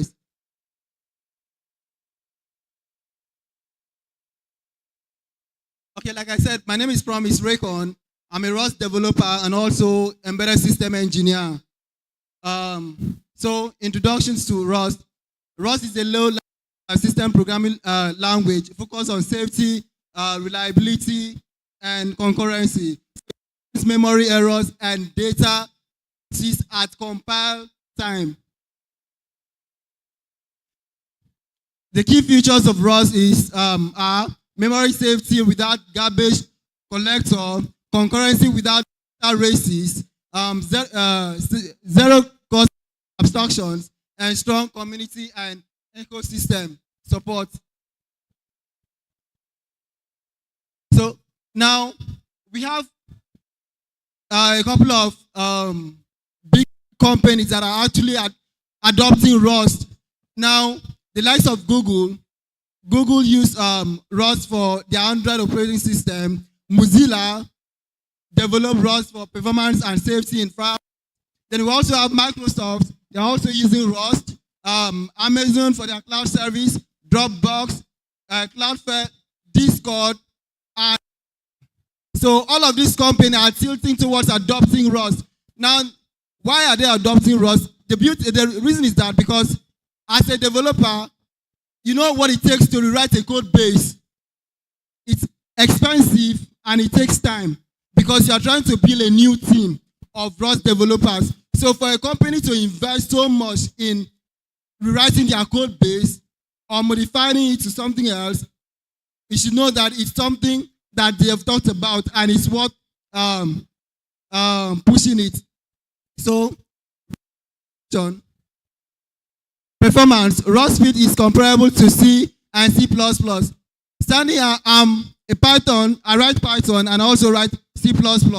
So, and over the years, I've used all of these two tools, and I can say that there are some other aspects. As embedded system engineer, I use predominantly now Rust because of the safety and reliability. So we also have scalability, great for and cloud native applications, and then developer productivity, rich toolings and compile feedback, which enhance productivity. So now, the job opportunities for Rust developers. So if using Stack Overflow, Rust has been on top of charts for consecutive years. So for a particular programming language to be on chart for 8 consecutive years, so you should know that it's something that it's what it works before for a staff developer to put it out there. Now, another thing is that when I came up here, I asked how many of us are developers. So, and most of them did not raise their hands. Now, it's not about you coming into tech. It's about knowing or doing something different. Now, the ecosystem in Rust, the Rust Foundation is not saturated, so there are a whole lot of opportunities, jobs, and all of those stuff. Now, there are a whole lot of jobs that have been hanging around for so long, and there are no developers to take these opportunities. So this call is for us to get on. Learn Rust. Rust is not hard to learn. It's very, very simple to learn. It's simple. The syntax is very, very amazing. So you learn Rust, and then it will give you an edge to stand above other developers. Now the salary expectation. So if it, please, can you click this slide? The link, no, the link. Can you click?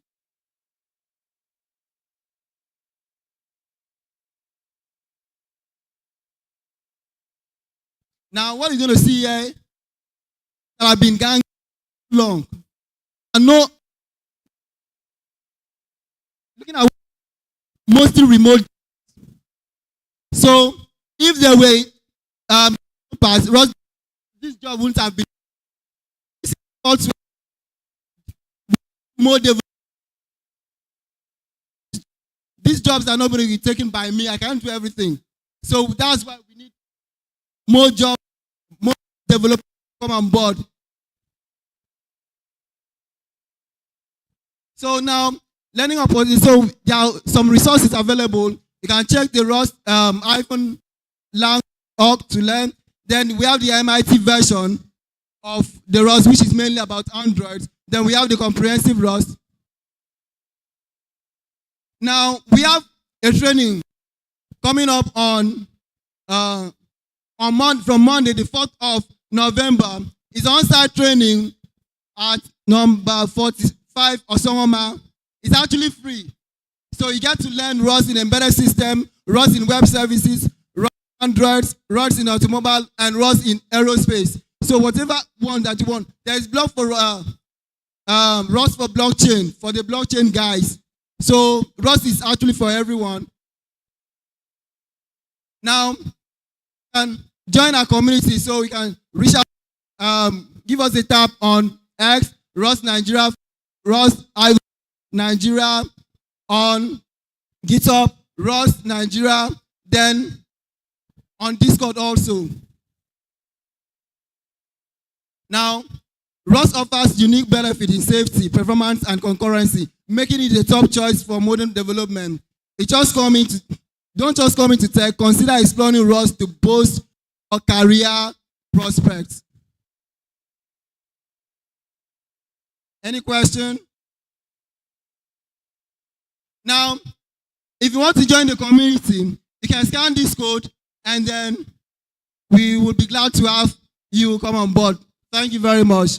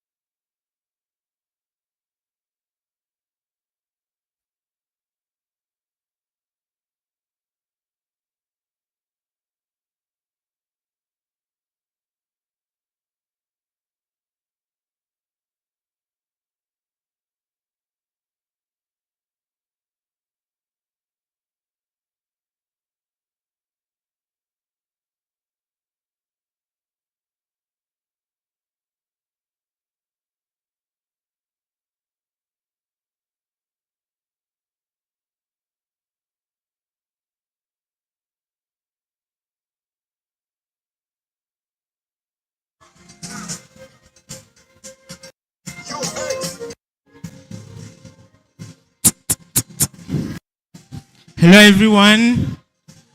I hope you are not tired so far. We know what you're waiting for. You can remember the food. Yes, so that's almost coming, so don't frown. You keep the happy faces. So we have some people we need to give something from the community. The community voted for some people. We have 3 winners. I think the first category is the most interactive person in the community. And we have Faith Akpan won the most interactive person in the community.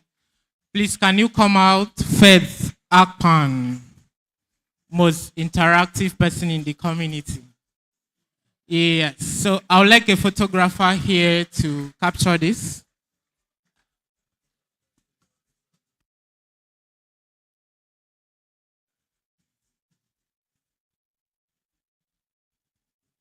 Yes, we also have most funny person with stickers in the community. Most funny person with stickers in the community.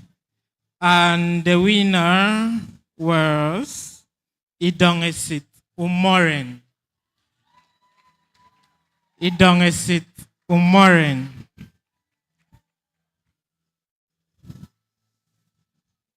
Is she here?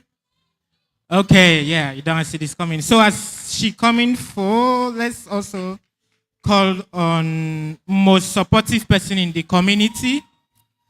Most supportive person in the community. Here I have Waki. Okay, I heard she has gone. Sorry for that. We'll keep her pack and she will pick it up later. So this gift comes with a cash prize, but you'll get your account details, you'll give it to Betty, and you'll get a transfer later, maybe tomorrow or next week. So, for the lady,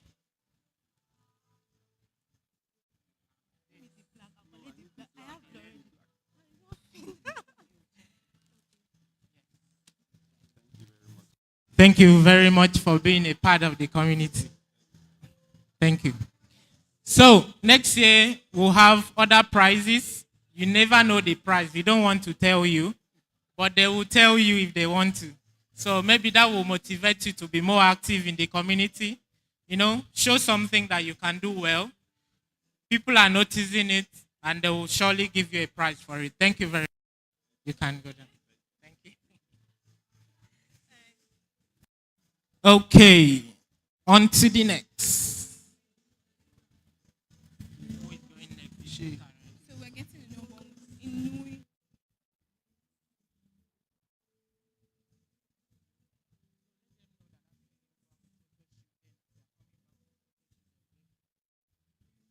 Okay. Thank you. Thank you so much for that. How many of us are still psyched up here? Are you tired? Are you tired? What has been the thing you've been looking forward to the most? What? Food. Shame no catch you. Okay. It's coming.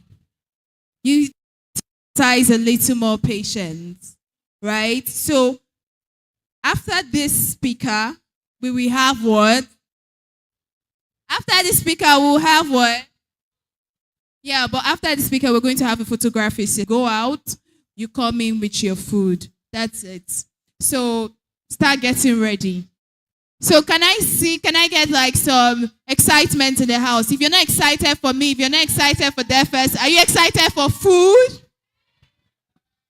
Shame on you once again. All right.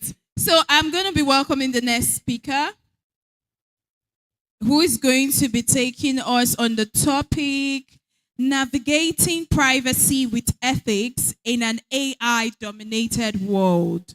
This is a very important topic, so I would need to implore you all to pay attention. Navigating privacy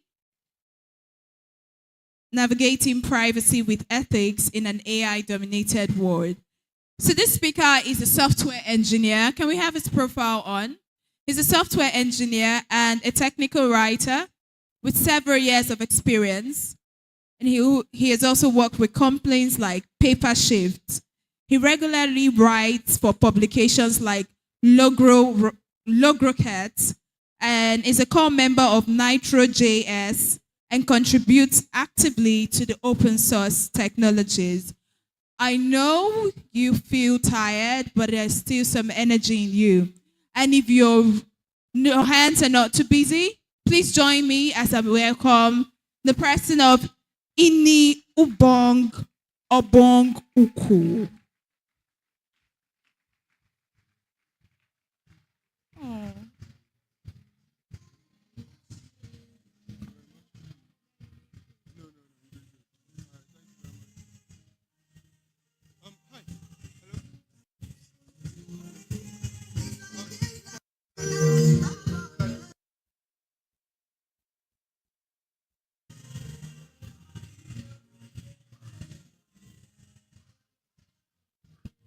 Hello, everyone. Good afternoon. Sorry, I'm going to take a bit of your time, but not too much time, so that you can go for the lunch break. Anyway, so my name is Newbong, and today I'm going to be speaking to you on navigating privacy and ethics in an AI-dominated world. Now, this the topic of privacy and ethics is usually overlooked. But today, we are going to learn how we can protect ourselves and also learn a bit about ethics and privacy. Okay, so the AI revolution. The AI revolution is not coming, yeah, it's already here. And yeah, the AI revolution is already here. And I mean, AI is everywhere around us, from when we get up from bed to when we go back to sleep. So, I mean, we have services such as Netflix that uses machine learning AI to recommend new shows for us to watch. We have our Spotify algorithms. We have YouTube. We have all these algorithms which use AI basically. And for them to be able to do that, they need to collect a bunch of data about us, most of which we don't even know about. So this is going to lead us to the next slide, which is what is privacy. Now, privacy is personal data in AI training and processing. So this said, AI services collect data from us, such as our name, addresses, bio data, facial recognition, fingerprints, and so on. And usually, most times, we don't even know that these things are being collected. And privacy in AI only aims to protect our personal data. Okay, next slide. Okay, so what are ethics? So ethics is simply a framework of moral principles which guide responsible AI development use. Now, basically, ethics is meant to protect us as users, and also provide a framework for those who develop large language models to follow, so that humanity is safe. So why should you care about this? Now, ethics and privacy in AI protect our personal rights. They prevent harm. They ensure responsible, fair, and trustworthy technology. So, like I said, most times we overlook this topic, but it is pretty important because basically these laws are meant to protect our privacy and our human rights. Next slide. All right, so these are some examples of when AI can. So, for example, the first one, a healthcare algorithm offered less care to Black patients. So, imagine you are in the US and you have some ailment and you need immediate medical care, but the AI algorithm that the hospital uses has refused to, put your name up on the list of those that require medical care. Then what then happens to you? Then next, recently, the story of the boy who fell in love with a chatbot and killed himself. The mom had to sue. And then we have another story of Clay Thompson, who Twitter AI accused him of vandalizing someone's house or multiple people's houses. So, imagine waking up, or imagine just staying, and then some AI out there is accusing you of doing what you didn't do. So that's pretty serious. So next, arguing that you don't care about the right to privacy because you have nothing to hide. You don't care about free speech because you have nothing to say. So this quote was made by Edward Snowden, who is a hacker. He worked for the and he exposed some documents which basically proved that governments use some spyware technology to spy on us, which invades our privacy. Next slide. All right, so our AI. Okay. All right.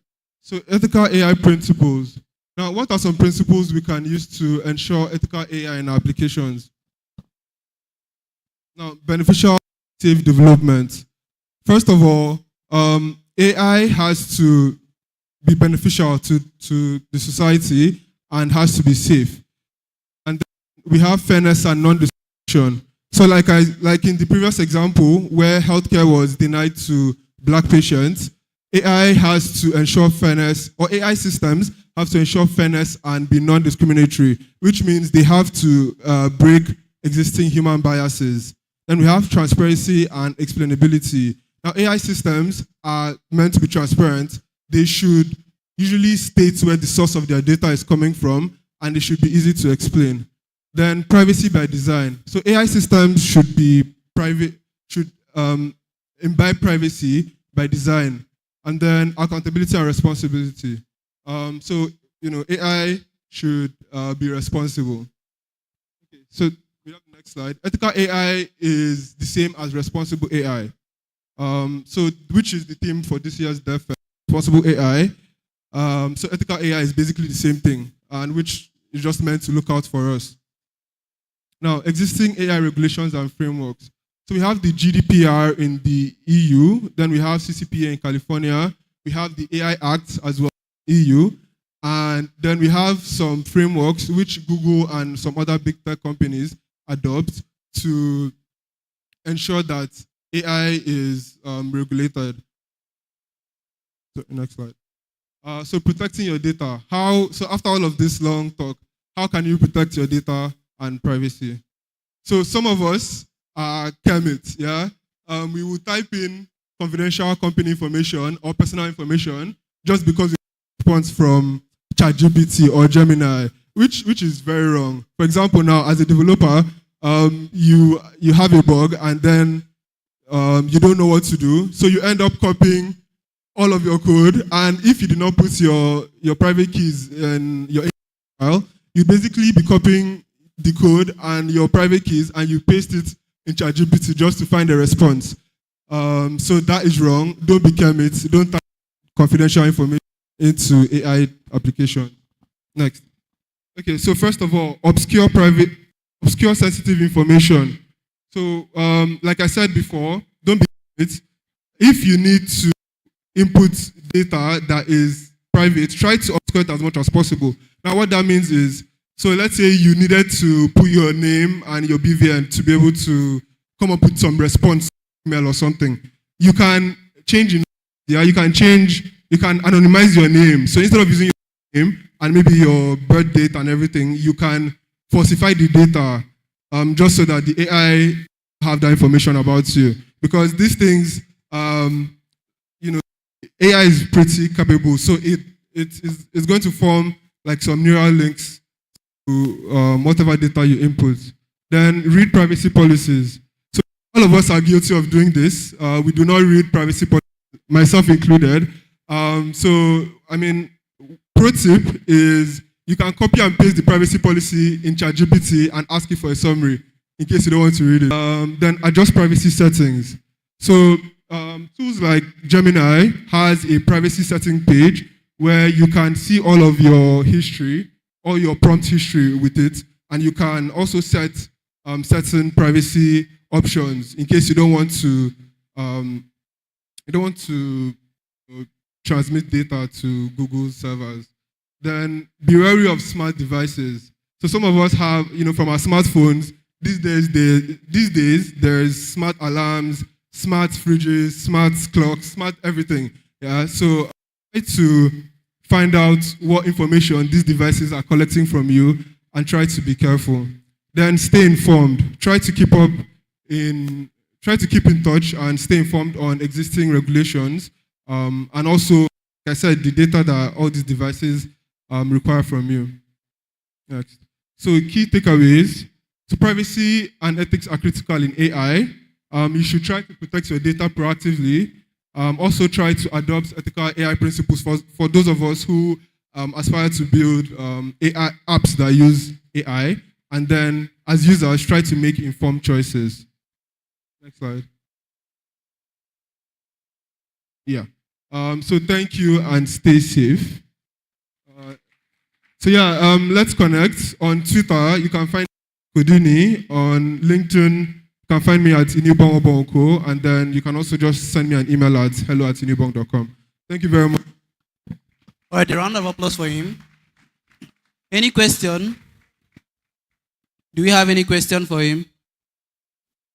You're not going to ask him if AI will take your jobs. Okay. Please, can you come forward? Thank you.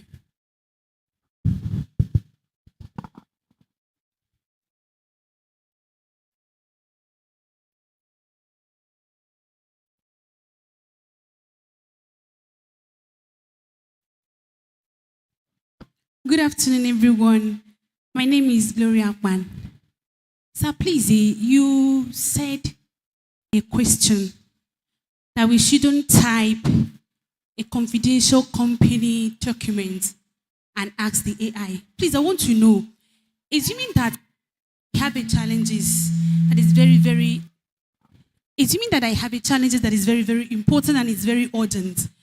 So I want to ask AI. I will not copy the company details, like copying with the link, but I just want to type the challenge as a question and get an immediate answer.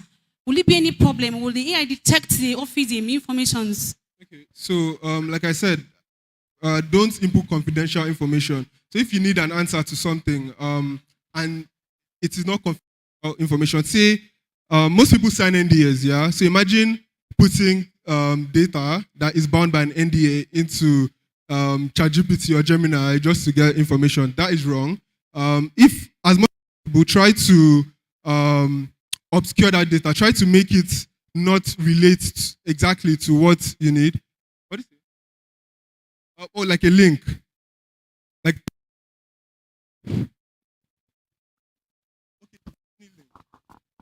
Please let me understand, because sometimes AI is very good and it makes works easily for someone, especially in the office. Like I would just ask a question, like typing what I want. I will not copy the office informations. Okay. Oh yeah, you can. Will the AI understand, like will the AI know everything about the office information when I don't copy the details? I only type my challenge. Like Okay, so if I understand you correctly, you don't need to put in the company details to be able to ask your questions, right?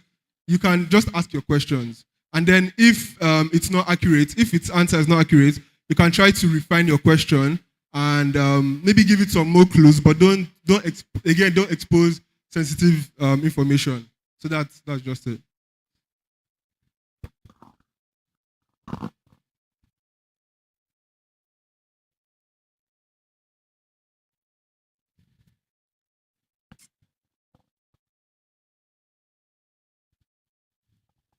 Okay, thank you very much. GMG, everyone. My name. Okay.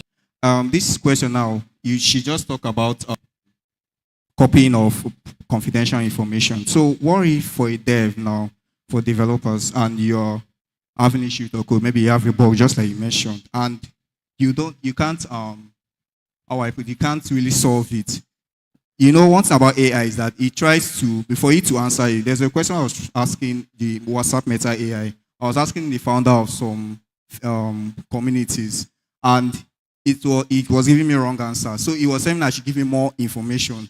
So what should I do now? For example, in the bugs, when a bug is on a code, what should I do as a developer? Because you don't want to copy all the whole code to the. Yeah, thank you. So, okay. So as far as the confidential, yeah. So people file patents for code, and so that can be classified as confidential. Maybe that piece of code is going to be classified as confidential. So as far as it's not, I mean, you can find code anywhere. If you go to GitHub, you see code of like almost any project you want to see, unless it's private. So it's not, code cannot really be classified as confidential data unless maybe it's hidden behind some patent or something. So yeah, you can, but don't paste data like your API keys or yeah, don't paste like data like your API keys when you're trying to ask AI code questions. Good afternoon, everybody. My name is Nifon Dixon. This question is basically for ChatGPT specifically. In ChatGPT, we have forget memory. Are you telling me that is a waste?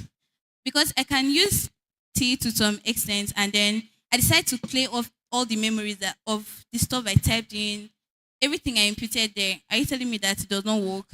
Okay, so just like saying, now let me give you an example. So say Snapchat or Instagram, you send someone a message and then you delete the message. Do you think that it's really deleted? It's deleted to you, you can't see it, but then there's a high chance that it's still being stored on their server somewhere. So, and if there's like a breach, yeah, if some hacker decides to hack their servers, they can access whatever confidential information you put there. Okay, I actually gave that a try. I gave the AI some information and I deleted it, I think after a while, and then I asked about it. You know that if you use AI so much, you can basically ask, who am I? And it's going to give you all the details. And I did that, and it could not give me anything proper because I cleared off its memory. Again, do you want to take the chance? It's better you avoid it than for you to try it and find out what happens later on. If you can avoid it as much as possible, then do. But yeah, it's up to you, to be honest. All right. Thank you very much, sir. Thank you, everyone. A round of applause for him. I was hoping somebody would ask, will AI take our jobs? If AI eventually take your job, please do well to take AI job back. No grief for anybody. Sharp. Now, when we started the event, we asked people to take a selfie, post on the internet, use the hashtag, the moment have come. If you did it, let me see your hand. Plenty. All right, so let's do it this way. If you did it on Twitter, let me see your hand. You did it on Instagram, let me see your hand. You did it on Facebook, let me see your hand. Okay. Now, if you did it on all of these platforms, choose the platform you know will help you win this prize and stay on that platform. I will start with Facebook. I posted it on Facebook with the hashtags, and I have 1,000 to 5,000 likes. Let me see. We are counting likes, not comments. 1,000 to 5,000. Let me see your hand.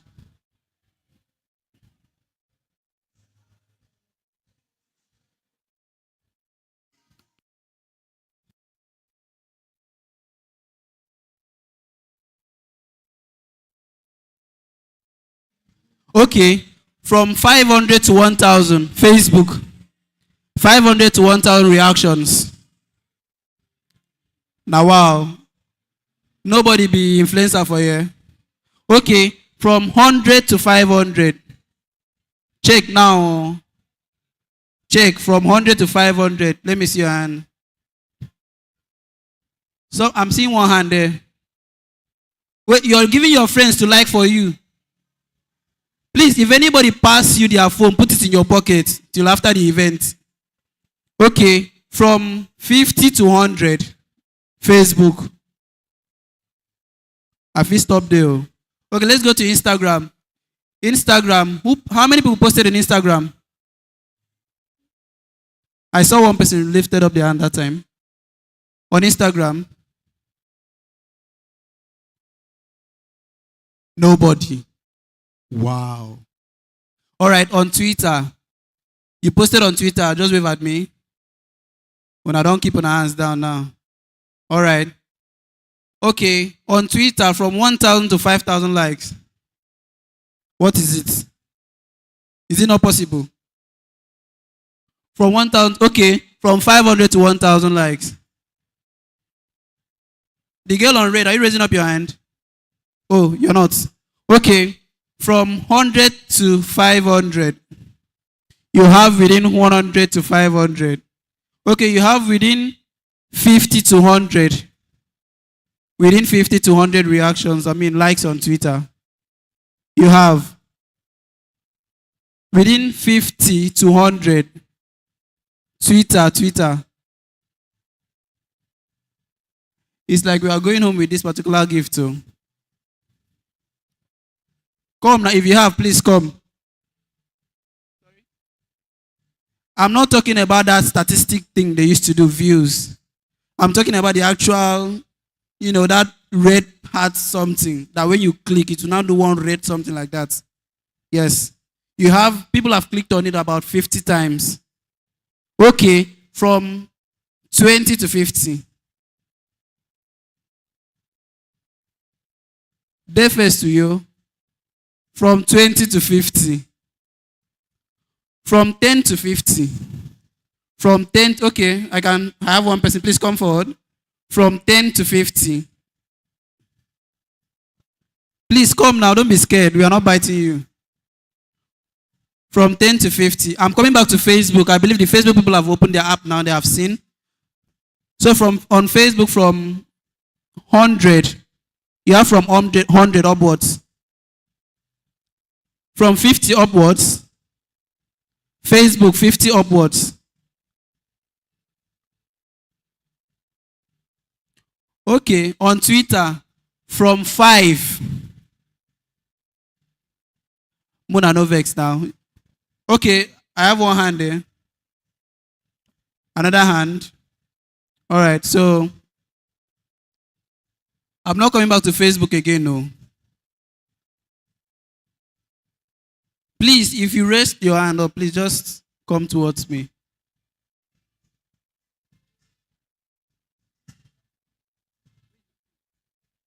Come with your evidence, so don't come and explain. Come with evidence, not explanation.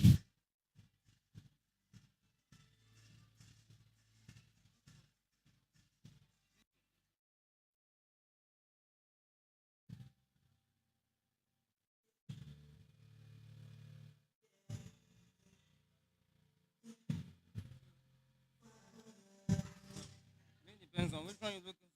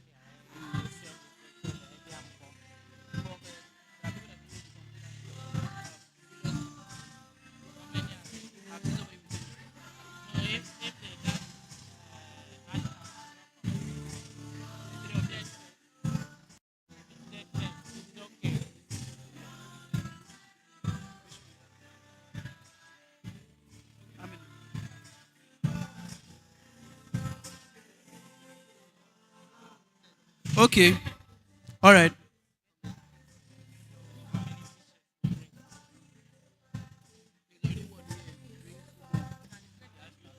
Okay.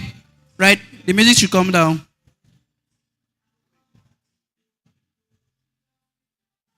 Our brother here has 6 on Twitter. Please stand this other way. Same 6. This is 5.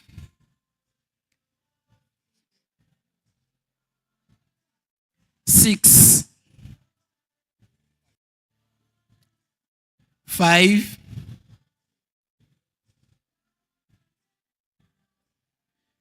She has 28. He has 16. Someone is saying that is backstabbing. So please, can we have the 28 and 16 on stage while we tell you guys thank you very much for having us.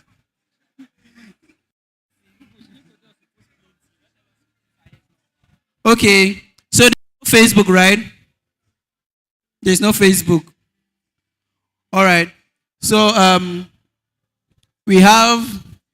So when next you come to an event and they ask you to snap picture and post, please do that and try build your internet profile very well so that you can be having enough engagement. Okay. All right. So thank you very much. What's your name? Emediong Atai.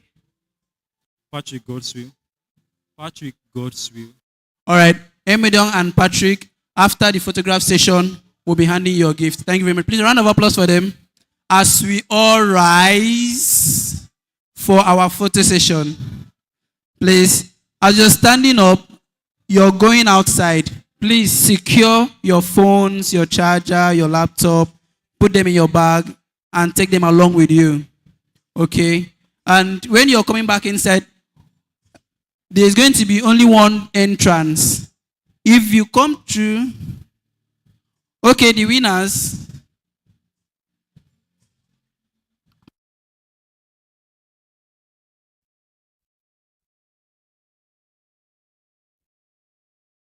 All right, so okay, for faster movement, the two entrances to be open. Find one entrance and come in. Once you come into that entrance, you're going to be handed your package. All you have to do is just carry your package and come inside.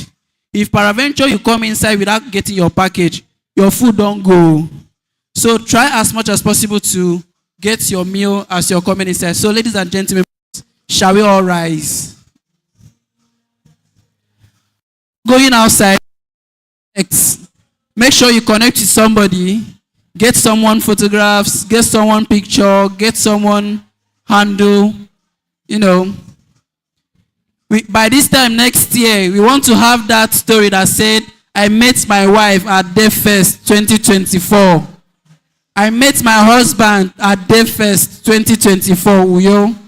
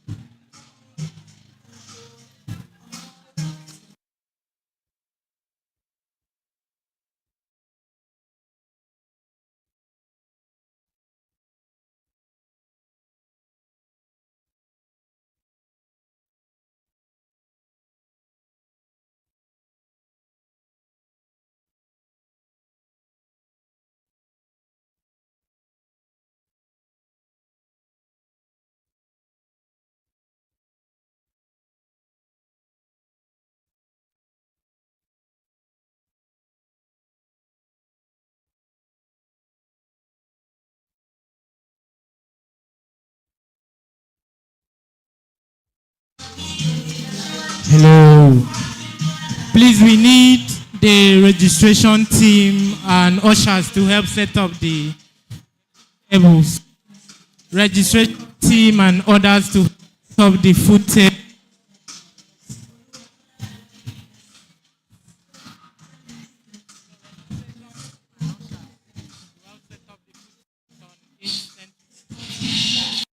Please,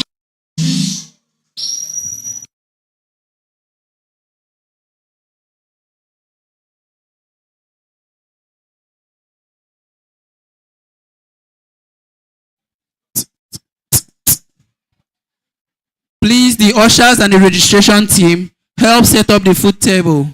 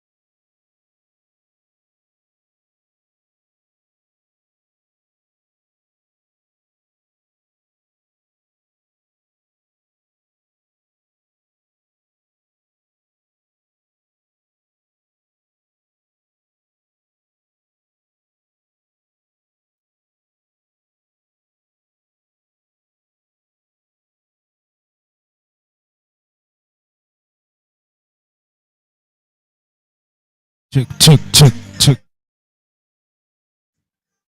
Yes, check, check, check, check, check, check.